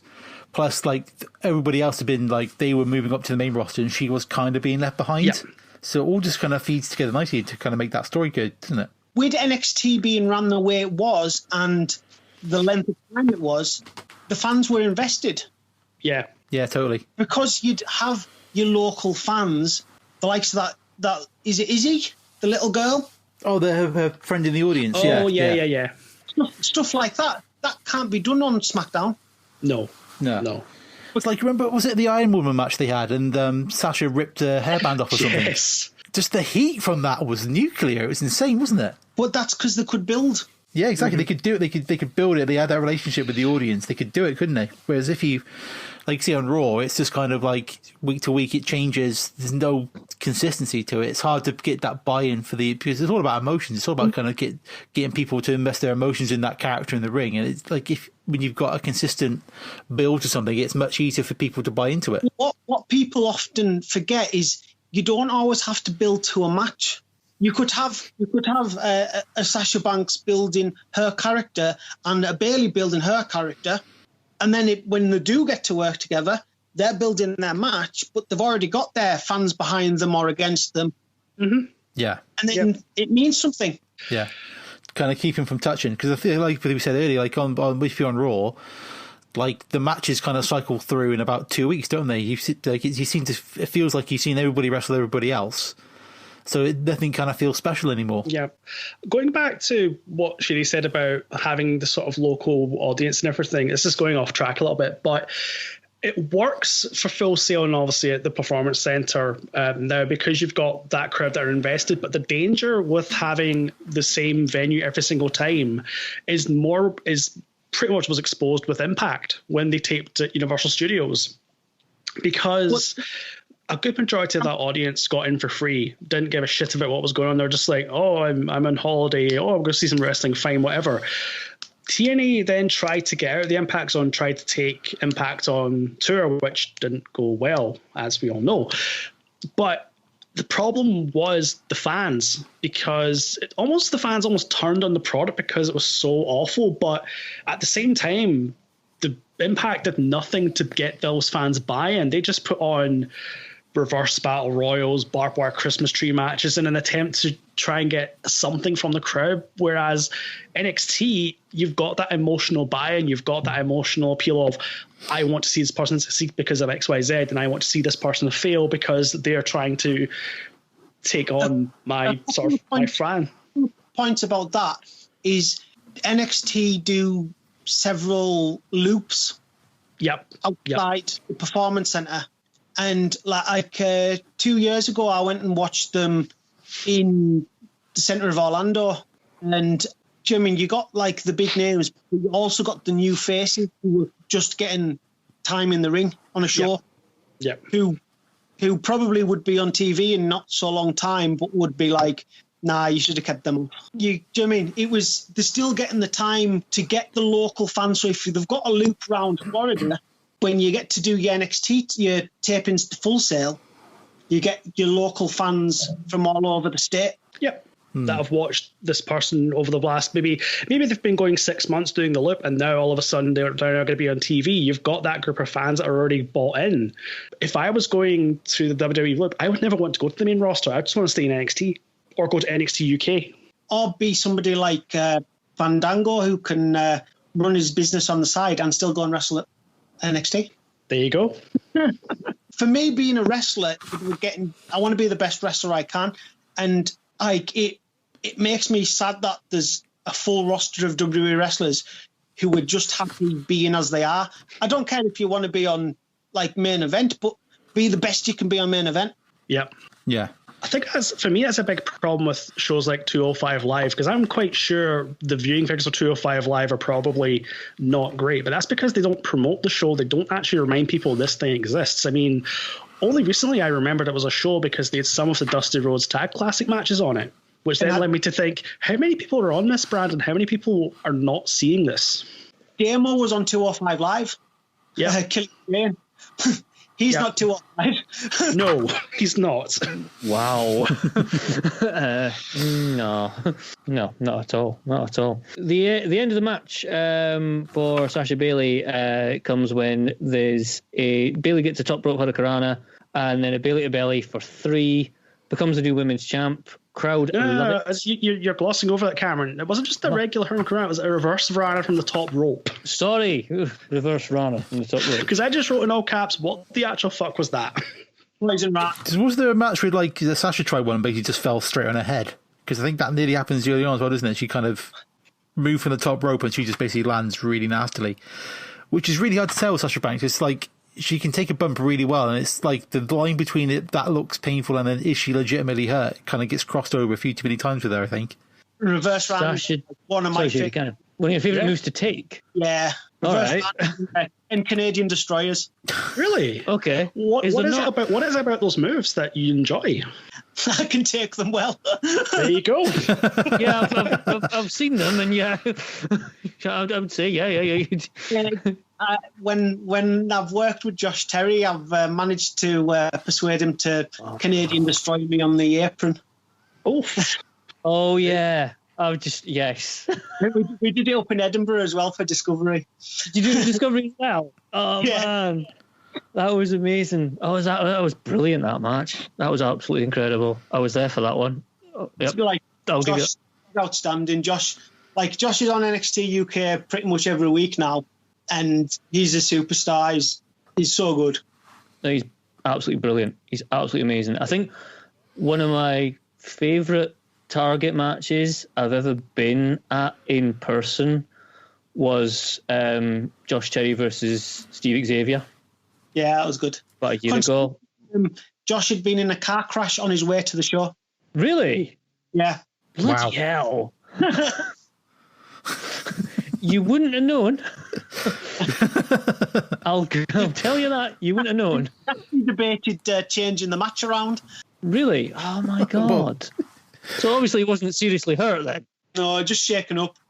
Yeah, he would be shaken up like bloody hell. Because he lives out in Egremont, doesn't he? So it would have been Christ alive. My God, that makes it even more impressive. That is amazing. I've got a question. You mentioned NXT UK there. As somebody who works the indie circuit, Shady, a lot of people when NXT UK were formed and they started building a roster were extremely negative and hostile towards it because they felt that NXT UK was quote-unquote killing the UK indie scene. What's your sort of take on it? What's your sort of feeling on NXT? Do you agree with that, or do you see it as just a sort of evolution? I think it should make people be better. Yeah, but that's... Because your mid-carders should then be your main eventers. Yep. So get better. There you go. Get good. Simple as that. It's that simple. And then you've got the NXT UK rosters that were still allowed to work indie shows. Yep. Anybody working them should get better because they've been taught the WWE way, which, right or wrong, will have good points so you can learn off. So is it the case that, like, Target could still book Mark Coffey, for example? Well, you've Mark's been on the shows, Wolfgang's been on the shows. Yeah. Zach Gibson enjoyed working our shows better than some of the WWE shows in Target and Carlisle because it was a better atmosphere. I got a fun story with Zach Gibson at a Target show, by the way. I was the only person, and I think at the last Grizzled Young Veterans appearance of him and James Drake, I was the only person that bought one of their T-shirts. Oh. So I walked up to the merch table where they were at, and I kind of went, "Hey lads, you all right? Can I buy one of your T-shirts?" And Zach's there, genuinely, I think because they were playing heels, obviously weren't thinking they were going to sell much merchandise. So I handed over 20 quid cash, and I went, "Can I have that one in medium?" And I've still got the T-shirt. And he looked at me and kind of went, "Right. For buying our T-shirt, you get a photo. You get a photo as well." And James Drake was at the bar. She's there going, James, this punter here is buying our T-shirt. Is that the four-way? Yeah, that was the one. Aye. Well, I'll give you another story on that. Luke Ross and Chris Kendall weren't meant to win the tag titles that day. Were they not? I managed to persuade the booker to change the finish. Nice. We were meant to go over, and it was going to be a bigger reaction than winning. Was this you and CJ Banks? Yeah. Right, okay. So we wanted them to go over so that you get the big pop at the end, because everybody went, "Oh, Shady's going to win." And then we didn't. Yeah. I remember seeing Polo Promotions, Grizzled Young Veterans, you and CJ Banks, and Chris Cross, wasn't it? Yeah. I remember seeing Chris Cross enter, and my first thought was, who the fuck are these guys? And then my next thought is cannon fodder. And that was it. I thought they're going to go first. And there was a moment about halfway through where Polo Promotions got eliminated. And you were like, hold on. But then going back to our earlier discussion about WWE and NXT, Luke and Chris have got a lot better now, haven't they? Oh, yeah. Luke's... you got that position, got the rub off us, people got behind them. That's how wrestling should be. Well, I told Luke not long ago. I said, during that match, I told him that story. I said, when you did that tag match, I didn't have a clue who you were, thought you were cannon fodder, but after 25 minutes, I was cheering for you both. Yep. Probably like the weirdest kind of like flip round in wrestling that I've experienced live, in the fact that, you know, I went from not knowing who they were to really hoping they're going to win these tag titles in literally 20 minutes. And could you, like, it would have been a different path for them if they'd lost. Yeah, exactly. Yeah, because they would have had to kind of build themselves up again. Yeah. Yeah, that's why I don't understand egos in wrestling, because you're working together to get the reaction. And yeah, it's an end result. The bigger reaction was them winning, not me. Yeah. I think ego was a big thing. It obviously helped kill WCW. People just were in it for themselves. Whereas you're absolutely right. I mean, if it's a singles match, if it's a tag match, everyone's there to put on a good match. No one goes into a match going, "Oh, I'm going to put on the crappiest match possible." You're there to do a job. You're there to entertain. You're there to make everyone look good. Even if you're not going over, if you can make the other team look good, you're doing your job.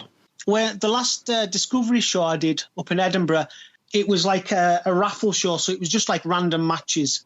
So every match they said was drawn by a raffle. Right.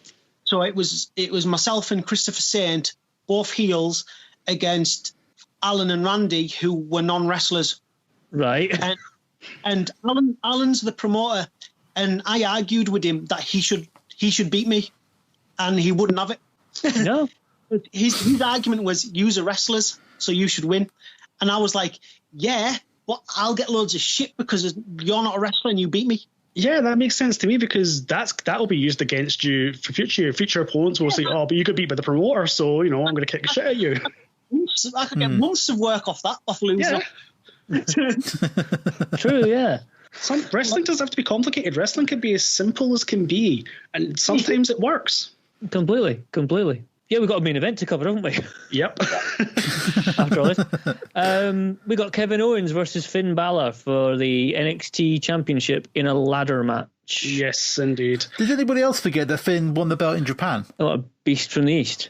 The beast in the East. Brock Lesnar, didn't it? When Brock Lesnar killed Kofi Kingston. Oh, yes, I remember that, yeah. Oh, yeah, that happened. I remember going into this match, because I've been watching Kevin Owens in Ring of Honor and how him and El Generico tried to kill every single ladder known in existence through their ladder war matches. I actually thought this was going to be Owens' time to ascend, because it's his speciality. Finn Balor's not really known for ladder matches, but Finn Balor will kick the living daylights out of you. So I actually, when I was first watching this match, I went into it thinking this is going to be Owens' moment, because it's his match, it's his environment. They built it up so well on TV that, he was still reasonably new at this point, but he came in with all the sort of the cachet of, was King of the Indies, etc. And I think this was probably one of Finn Balor's most feared opponents, because I think he knew in storyline that this guy could beat him. Yeah, because hadn't Kevin Owens already had his little mini feud with John Cena at this point? Was before this, wasn't it? When he was the champion? It was around about this time, when he was in the John Cena Invitational for the US title. Yeah. It probably would have been around about this time, but he had the NXT title at the time, didn't he? Yeah, so it would have been earlier in the year, because it did feel like when KO was going to go over, he might be the one to really succeed, because they would, even though he's not technically he doesn't look like the Vince wrestler that he kind of the kind of thing he pushes, the way he gets over with the audience and the way his character's done.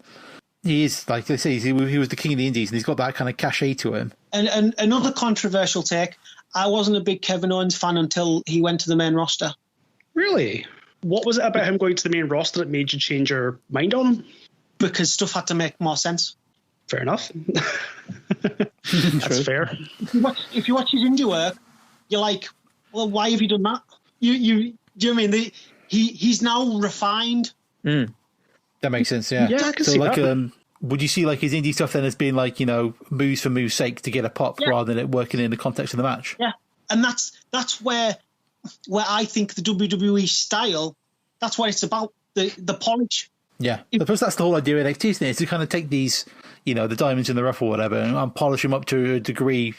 Yeah, that they can. They then work that style in the way that kind of. I know it's it's the quote unquote WWE style. Yeah, but which isn't always, I don't think it works for everybody, but when it does work, it does obviously, it's there's a reason why the company is as successful as it is, isn't it, I suppose? Yeah. One of the things that I always say is, because wrestling's so subjective, say you were a wrestler and you did a training seminar with John Cena and he told you did something wrong, you could then do a training seminar with somebody like Okada and they say you did it right.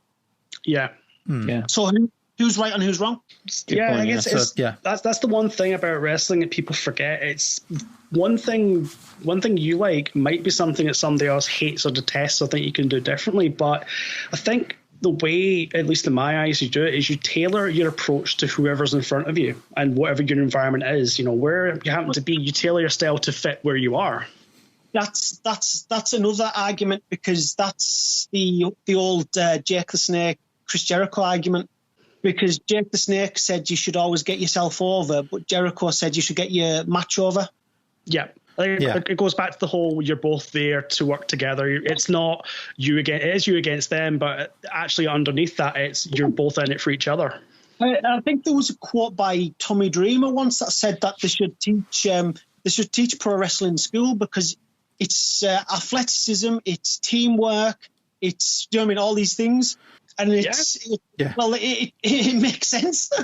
Yeah, totally. Right, when you put it that way. We have the demon gimmick that Finn Balor's got for this one. I've put down here the demon gimmick before it was ground to the dust. Yes. Yes. It was. Because whilst I like the demon gimmick for its aesthetic, I like it for how it looks, I like it for how it's kind of a bit otherworldly. That's all it is. Yeah. It's only aesthetic. He doesn't change anything. Yeah, that's it. The thing I've got with it is, my point is, if it's like this darker Finn Balor, if it's like this kind of like, you know, deep place he goes to when he really, really needs to fight, why don't you just bring it all the time? Yeah, yeah. Especially if you're like, you know, like Shady says, like his in-ring work doesn't really get any more vicious, doesn't get any nastier. It's the same style, although he's got covered loads of paint on his face. Storyline mode, he shouldn't be as vicious on a weekly basis. No. Mm-hmm. And secondly, if he does turn up as the demon, you should see a clearly exhausted Finn at the end. Yeah, because he's expended everything. Yeah, even if it's just like, you know, different finishes or something, or different, you know, different common moves, that would help, wouldn't it? Yeah, I can appreciate that one. I mean, it's like the comparison you'd always give is like Mick Foley in the sort of between, you know, the difference between Mankind and the difference between Cactus Jack. Because Mankind became a joke, there's no difference. You're missing the difference between the characters. For me, we covered it in the Royal Rumble 2000 episode, where it was originally meant to be Triple H and Mankind, and Mankind came to the conclusion, you know, I can't really face you as Mankind, it's not going to work, so I'm going to change into the homicidal maniac Cactus Jack. That evolution worked because it brought out Foley's vicious and hard-hitting side, whereas Mankind, the sort of timid, almost sort of scared character, wouldn't have worked. He portrayed it in the ring.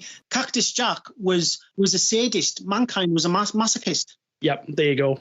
Mankind liked the pain, whereas Cactus Jack would inflict as much pain as possible. But if you tried to put it back on him as well, he wouldn't say no, but he wouldn't accept it quite willingly as Mankind would.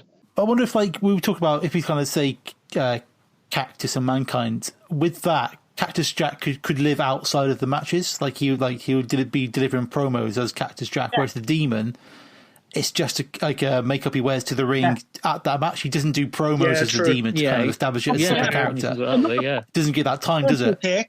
On that same boat, why is Christopher Daniels called the Fallen Angel? You know, I don't actually know. Because he wears a robe to the ring. Yeah, I'm gonna actually have to research that now, because I've never actually thought about it before. I've just accepted that's what he was known as. Just like that's what his name is. My mind has been blown there. I don't know how I've never thought of that. That's why I'm here. Yeah, that's why you're on. I mean, about like somebody said that I was like a wrestling Rain Man, because I would things that don't need stressed about. Where's that gimmick in wrestling where you've got a wrestling Rain Man that can just pull random moves from a different wrestler every time, so you never know what you're going to face? Probably do it. So this match, I mean, I don't know. It had that whole thing of sometimes I have a problem with ladder matches in that it's kind of not based on the wrestling itself. It's based on just reaching out for an object. And I know that I don't know how that might sound daft, but you know what I mean. Are you trying to say it's hard to build towards a finish where it's not a decisive pinfall? It's I got up high and reached for something. Struggle climbing a ladder when you're a wrestler.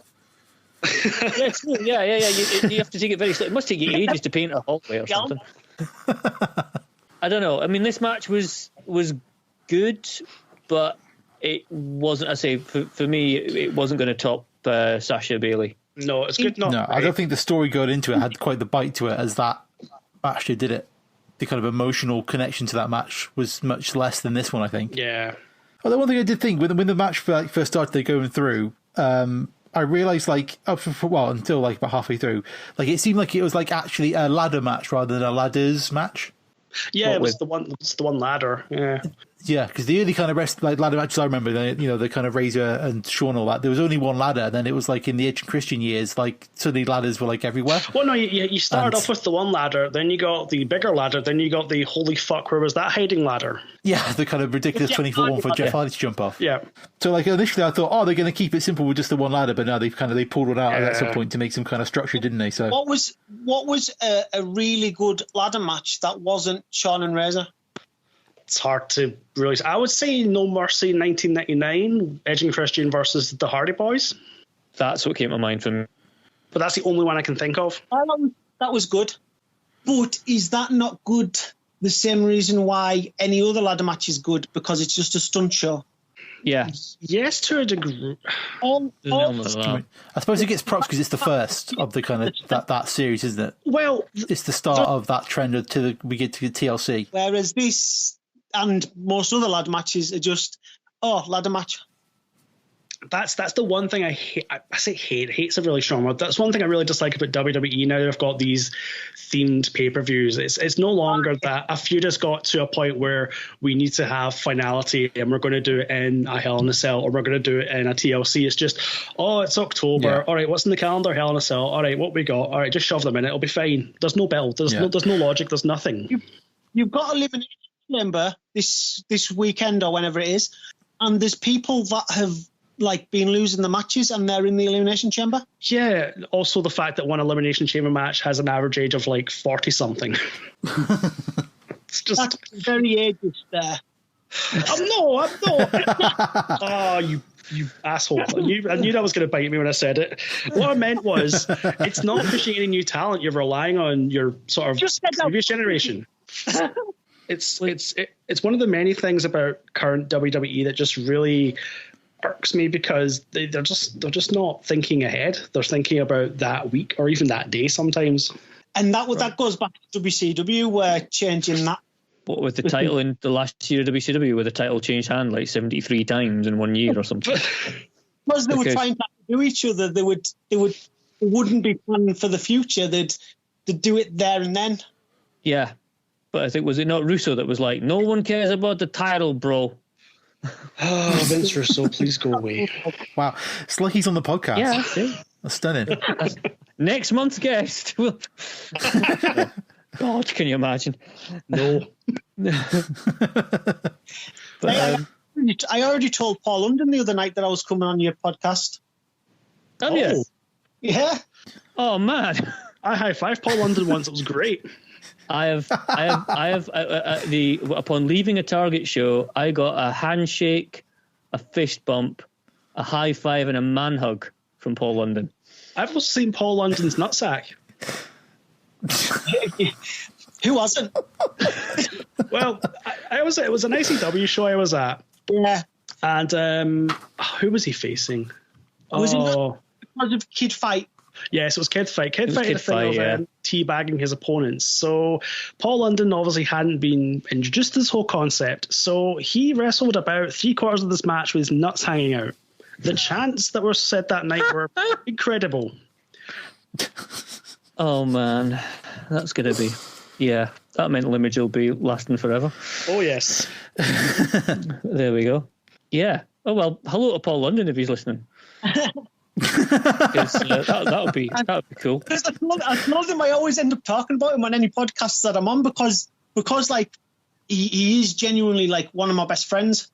So, he's genuinely a really nice guy. Yeah. I would say I've only briefly met him a couple of times, and he's always come across as a totally sound guy. Yeah. And like, because he did so much for me, wrestling wise, if you talk my career, I can't help but talk about him. Yeah, that's fair enough. That's fair. Yeah. I mean, he's the guy that, I mean, when he had that high octane title, he was cutting promos from bloody California or something like that, wasn't online with a title that he won in a Carlisle sort of federation. It was great. Absolutely amazing. Where were we with this man? I have no idea.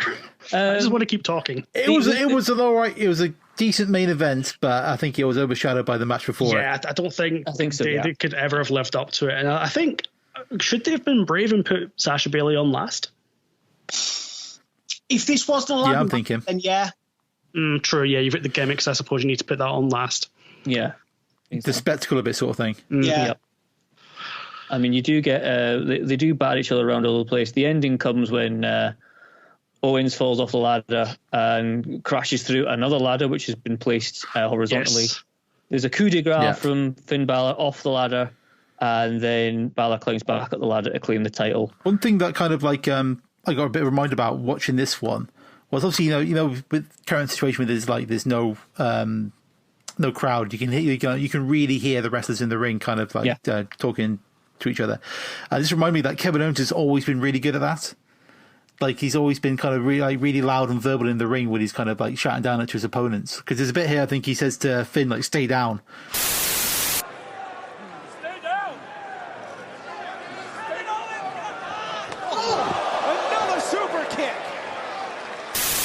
It's those kind of moments I think I've always really liked from Kevin Owens, where he's like, even though he's, you know, his main goal is the wrestling, and like say, like Shady said, like he's maybe not been the best, kind of the smoothest wrestler. Like his character work to bring the audience into the match has always been like top notch. Yeah. And it's that kind of stuff where he's like, he's shouting at people, he's telling them, you know, he's like insults during the entire match, like get picked up by the camera. Like there aren't many of the people that do that. They kind of really kind of vocalize like he does, or like, especially like say now it's a bit different. There's a bit at the start of this match where, you know, obviously as we said, Finn goes through that, you know, entrance with the smoke and the red lights, and then climbs in the ring and does the whole, you know, holding the hands up to the time of the music, and then it just like Finn standing in the middle of the ring, the lights go up, and then the camera just cuts to Kevin Owens looking so bored out of his mind in a chair by the commentary desk. Although the great thing is, like at the very edge of the frame, you can see Corey Graves has just like sheepishly stood there without his chair because Kevin Owens has stolen it. And he's just like slumped back in the chair. Yeah, it's brilliant. Like that kind of stuff. I mean, like in the Japanese match when they kind of bring the flowers out and he just like threw them out of the ring. He's bringing the flowers, then he just throws them halfway down the aisle. Yeah, it's just brilliant. And they throw all the tape in the ring. And he's like, "What's all this crap?" Yep. All that kind of stuff. It's I think one of the issues that I've had with Kevin Owens is when he's been a heel, he's always been a cool heel. Yeah, he's been in that NWO mode kind of thing. I hate that. Yeah, I remember you talking about this previously. Yeah, this. I mean, I'm a big believer in having defined heels and defined faces. Yeah. Just to go, you know, you said like about not being like big fans of the Tommaso Ciampa Gargano matches, but when Tommaso Ciampa came out to no music, you know, just that kind of nuclear heat, like he really wasn't afraid of being hated by people, which is what you want from the heel. He embraced it. And there's just like slowly walking to the ring, no music, just let the audience just like create that sound for you was a genius. That just goes down to the talent being comfortable with being hated. A lot of people don't like the idea of being hated, but when you've got a Ciampa character who's like almost getting off on the hate people are throwing at him, you need to have that if you're going to be an effective heel. You need to embrace the booze and the abuse and the whatever else. Otherwise, you're not going to be an effective heel. The way I see it is, if you're a heel, you're doing a good job because you're getting booed. Yeah, that's your job. Yeah. You're there to be hated. Yeah. That's the equivalent of a cheer. Yeah. Yeah, it's just the opposite end of the spectrum. Yeah. One that kind of stood out in my career is like the Ring of Honor title match I had that was discussed earlier with Jay Lee. They were booing me rather than cheering Jay. Yep. Yeah. Which you're an okay heel, like a decent heel, if they're cheering for your opponent. But if they're going out their way to boo you, you're a good heel. Yeah, you're doing your job. You're attracting the hate. Shall we rank this show on the league table then? Yes, let's do that. So I think it's safe to say that this show was better than WWF Brawl for All, so we're okay there. I think It's so, not at the yes. bottom. I will say this show automatically will qualify high up because it only has 5 matches on it. Yeah. It is relatively brief, yeah. Yes. To be Was honest. it 2 hours, 20 minutes? Yep. Something like that. Yeah, which I think this was like the period where like the WWF pay-per-views were like they were ballooning in size, weren't they? I think we already had like a 4 hour long WrestleMania, however long it I was. think WrestleMania is still going on just now. They do say that, They do say at one point during this match that, tomorrow night SummerSlam will be a 4 hour spectacular. Yeah, And I just wrote yeah. down, fuck's sake. Well, if we're talking like this being like an indie darling show because it's got independent wrestlers on it or whatever, Yeah. the highest like AEW All In is number 7 of the list. I don't think I enjoyed it as much as All In. No, I don't think so either. So directly below that is No Mercy 99. I think it's better than that. I'd say so. Any thoughts, Shady? Well, my issue with that is, for me, All In, they couldn't even keep to the time of the finish. That's true. Yeah, they just run out of time to the main That's event. Was it the Okada match ran over, didn't it? With Mighty Skull just ran over by about 20 Well, minutes, that, I whatever think it that was. was more Marty Scurll jerking off. That's a separate story altogether. I don't think it goes that high. It's not like a pay per view. You look back, well, not that pay per view, a big show that you look back and think, oh yeah, that I want to really, this is memorable for that. It's, I think the Bailey and Sasha match does just because of like the kind of historical importance. Yeah. yeah. So would you say outside of the top 10? I'd say outside the top 10, maybe sort of in the early teens. It's probably better than Survivor Series 95. I enjoyed it more than that. But it's not probably up there with like the wrestling in Beach Blast 92. I'd put it in between those two. So it ends up being what, number 13? What was Beach Blast 92? Yeah, Beach Blast has got the Mick Foley, Cactus Jack Sting match on. Yes. Yes. Anyway. Yeah, Force Count Anywhere, they stay by the ring. I remember that Yeah. now. So I'd put it, No, I think I'd agree with that. Yeah, I think I'd agree with it being the 13th best pay-per-view of all time. yeah. According to the league table thus far. Yes.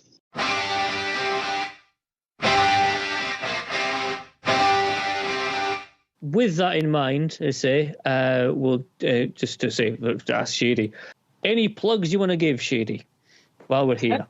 So, myself on social media, it's at Shady Nattrass on Twitter or facebook.com/Shady Nattrass on Facebook. And Pro Wrestling is Real Life is my YouTube series where I'm documenting some past matches of my own. Today's one was myself versus El Generico. And also Project Wrestling Unity on Twitter and Facebook. And that's my brand, which I've created to help promote wrestling and the wrestling community. We should be sharing everybody's stuff. It takes no time at all to retweet somebody's podcast or highlight video or poster of the next show. So I've kind of wanted to make a little bit of almost a hook for people to just tag them and help see some new wrestling. Yeah, It sounds like a cool idea. That's a really great cause because there's so much wrestling out there and there's so much people don't know about. And I certainly believe in the fact that there's a wrestling promotion for everyone. If you want the super serious stuff, is out there. If you want the wacky stuff, is out there. If you want a little bit in between, it's out there. If you want women's matches, it's out there. There's so much choice and diversity in wrestling that people shouldn't gatekeep it. Share it, get it out there, let people see it, because it might be something that somebody's never heard of, but it might be something they can latch on to. And that's what I think one of the big problems is. Wrestling fans, as you say, gatekeep. They gatekeep to other wrestling fans. Yeah, so it's stupid. How are the general public going to come? And we want the general public to come so that we make more wrestling fans, so that more people go to the show, so that we make more money. Exactly, everyone wins. So yeah, it's such a simple concept that I don't understand why everybody isn't on the same team. Yeah, No, there is. it doesn't make any sense. It's like Cam will probably find it quite strange the fact that he knows my wrestling character, yet I'm trying to help people. Yeah, there's a certain sort of non-correlation there. Definite disconnect. You're a man who walks to the ring with a T-shirt that says "I hate wrestling fans." Come on, you know. But no, at the same time, these are the reasons why I hate wrestling fans. Yeah, exactly. Because yeah. I can see. Yeah, I can see why. I mean, it's like there's a kind of standing joke in my workplace about how Cam goes to the wrestling on a Saturday night at the Hallmark, and that's a bit weird. But a couple of people have actually come along with me, and they get well into it. So my workmate Lynn has been coming to the wrestling with me for obviously not in the last year because there's been no shows, but in the before that she was coming to the shows fairly regularly with me for each month for a good sort of 6, 7, 8 months, and she was really, really enjoying it. And her only sort of previous exposure to wrestling was watching like WCW Monday Nitro in the early hours of the morning where she couldn't sleep in the 90s. And that was it. That was her only back reference. But yeah, like, do you know what I mean? Try seeing it from my point. So what are you doing at the weekend? Wrestling with them men in your pants again? Yeah. That's it. I think there's a lot of stigma around being a professional wrestling fan, but I've never shied away from saying I enjoy it. And when people question, like, oh, it's just people playing in the pants, I'm like, well, you watch drama. That's not real. So why is that so terrible? Like, I know his name isn't good to say nowadays, but Mike Quackenbush used to call it live action interactive combat theatre. Yeah, that's pretty accurate. It's not bad description for it, though, is it? People don't realise that the fans make a difference to the match. Yeah. Yep. If you on WWE, but on say a Target show, if the fans aren't interested, we have to do something different. Yeah, that's it. So it's not all planned. I think that's one thing about the current situation that we're in with WWE running with no fans in the arena. The talent are having to work so hard to make sure it gets over to the people at home. So really, once fans are back in the arena, it should be so easy for them to get heat. Or they forget. That too, yeah. There's always that risk. Yeah.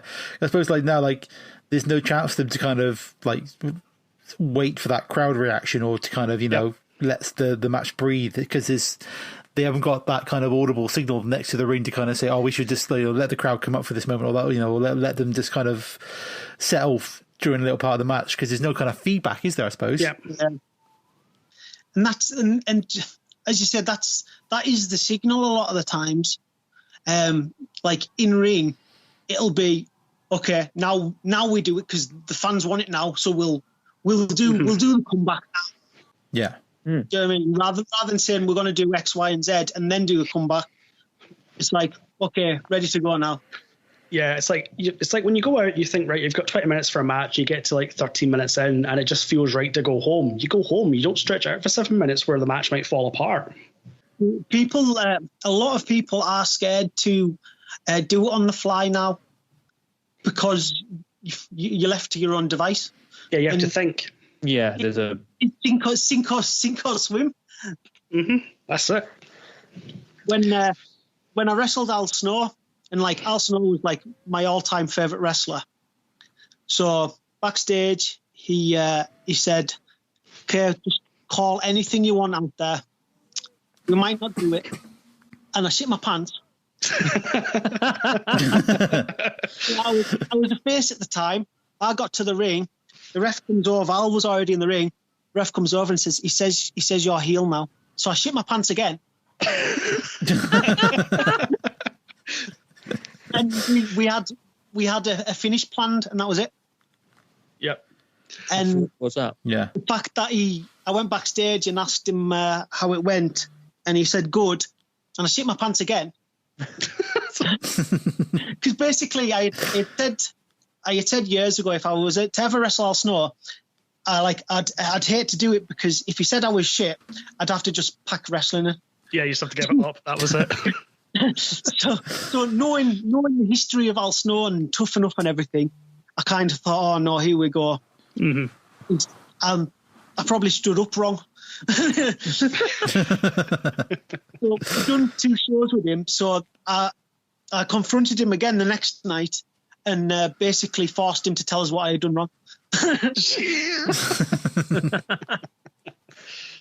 Was this in Dumfries? Yes, it was. Yes. Because meant that I learned something from it. If he says that was good, there's nothing I can improve with. Yeah. But then saying it was something about dying on a comeback. So I learned from that, and I'm kind of hoping I don't do that now. No. And when he hits you with that head, it really hurts. I can imagine, yeah. Yeah, To Cameron's point as well about Target, for me, going to ICW in Glasgow, that was an experience. I think it's just being in a wrestling venue with the ring and everything, just being in that crowd with the atmosphere of whatever's going on. It's like nothing else, I think. No other sport, no other sort of been to gigs and that, but there's just something special about it that I think when we can go back to these kind of things, whenever that will be, hopefully soon, I think it's just going to help grow it, if anything, because people have been chomping at the bit for something.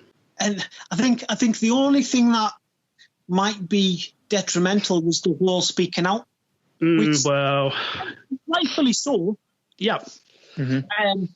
But I think wrestling got away with being its own excuse for too long. Yeah, it was saying, oh, it's just wrestling, and that's almost dismissing it, whereas now it's come to the forefront and now it's not being ignored. So hopefully it's changing things for the better. I guess we'll find out. I could say stories about certain WWE champions, but you know what I mean? Things are different now, and as I say, rightfully so. We want it to be safe for everybody. Yeah. Because whether it's a wrestler or a fan, you want them to come back. Exactly. It goes back to the point we made earlier on. You want to grow your wrestling talent. You want to grow your audience. You want this thing to succeed. So anything you can do to do that is worth it. Yeah, absolutely. Exactly. And that, the whole Pro Wrestling Unity piece that you're doing, that's one piece of getting more people watching and more people invested in it, because at the end of the day, we want it all to succeed as wrestling fans. We want wrestling to be successful. So anything we can do to help that, we should be doing. We shouldn't be gatekeeping. We shouldn't be trying to quote unquote protect what we like to watch. We should be showing it to everyone to say, hey, this is out there. I enjoy this. You might enjoy it too. Or your friend might, or your son might, or your granny might. There's wrestling out there for everyone. So why not get it out there? Do you know what I mean? I've got 3 kids, and my son would be into, say, like he's into Yu-Gi-Oh. I'll play him at Yu-Gi-Oh. I absolutely hate it. I'm feeling that. But I play it so I can play with my son. Yeah. Yeah. You always do. Yeah. Totally. If he was into wrestling, I'd take him to wrestling. And that's how I see how people should be. Do you know what I mean? They should be wanting to spread whatever people like. As I said, it's gatekeeping for anything. There's no need. I say I can swap out Yu-Gi-Oh with Pokemon cards. I'm with you on there. My girlfriend's gone into the Pokemon cards, so I've got no chance with any of them. Fair enough. Thank you very much for coming on, Shady. It's been an absolute pleasure to have you. No, yeah, agreed. I'm glad I've had something to entertain you. Yeah, absolutely. It's the inside knowledge to Subway purchases. We've covered the whole gambit tonight. Yep. So I believe next month is a roundtable for us. It is. I think the idea was theme tunes. I believe it was, yes. Think so. Proper out demolitions there. Oh. Well, the old. There's a shout. 19. I think we're going to do it by decades, will we not? Yeah, let's do it by decade. Yeah. Best from the 80s, best from the 90s, best from the 90s. The problem there is that the best theme tune of the 80s is Jake the Snakes. That's the right answer. See, we're getting on already. You see. The viciousness starts already. Yeah. Yep. It will only continue next month. The skullduggery may come into it. Let's not forget, for the greatest tag team episode, it ended up being the Bushwhackers. I don't know how that happened. Did. I know how that happened. Yeah, Cam, how did that happen? Just for giggles. Yep. Just for giggles. What happened? Well, that'll be next month. It's been absolutely amazing. I have thoroughly enjoyed this record. Yep. And if you want to follow us on Twitter, we're on Twitter at Conquistabores. Yep. And talk to us on that and follow us for random chit chat about I don't know, Alan making beds or something. And other pick Alan's dinner. Yes, and whatever Al can order from the Warwick this month, which is all good fun. But yeah, so thanks for listening, everyone, especially Paul London. Yep. And, thanks, Paul. Thanks, Paul. And we'll see you next month. Yep.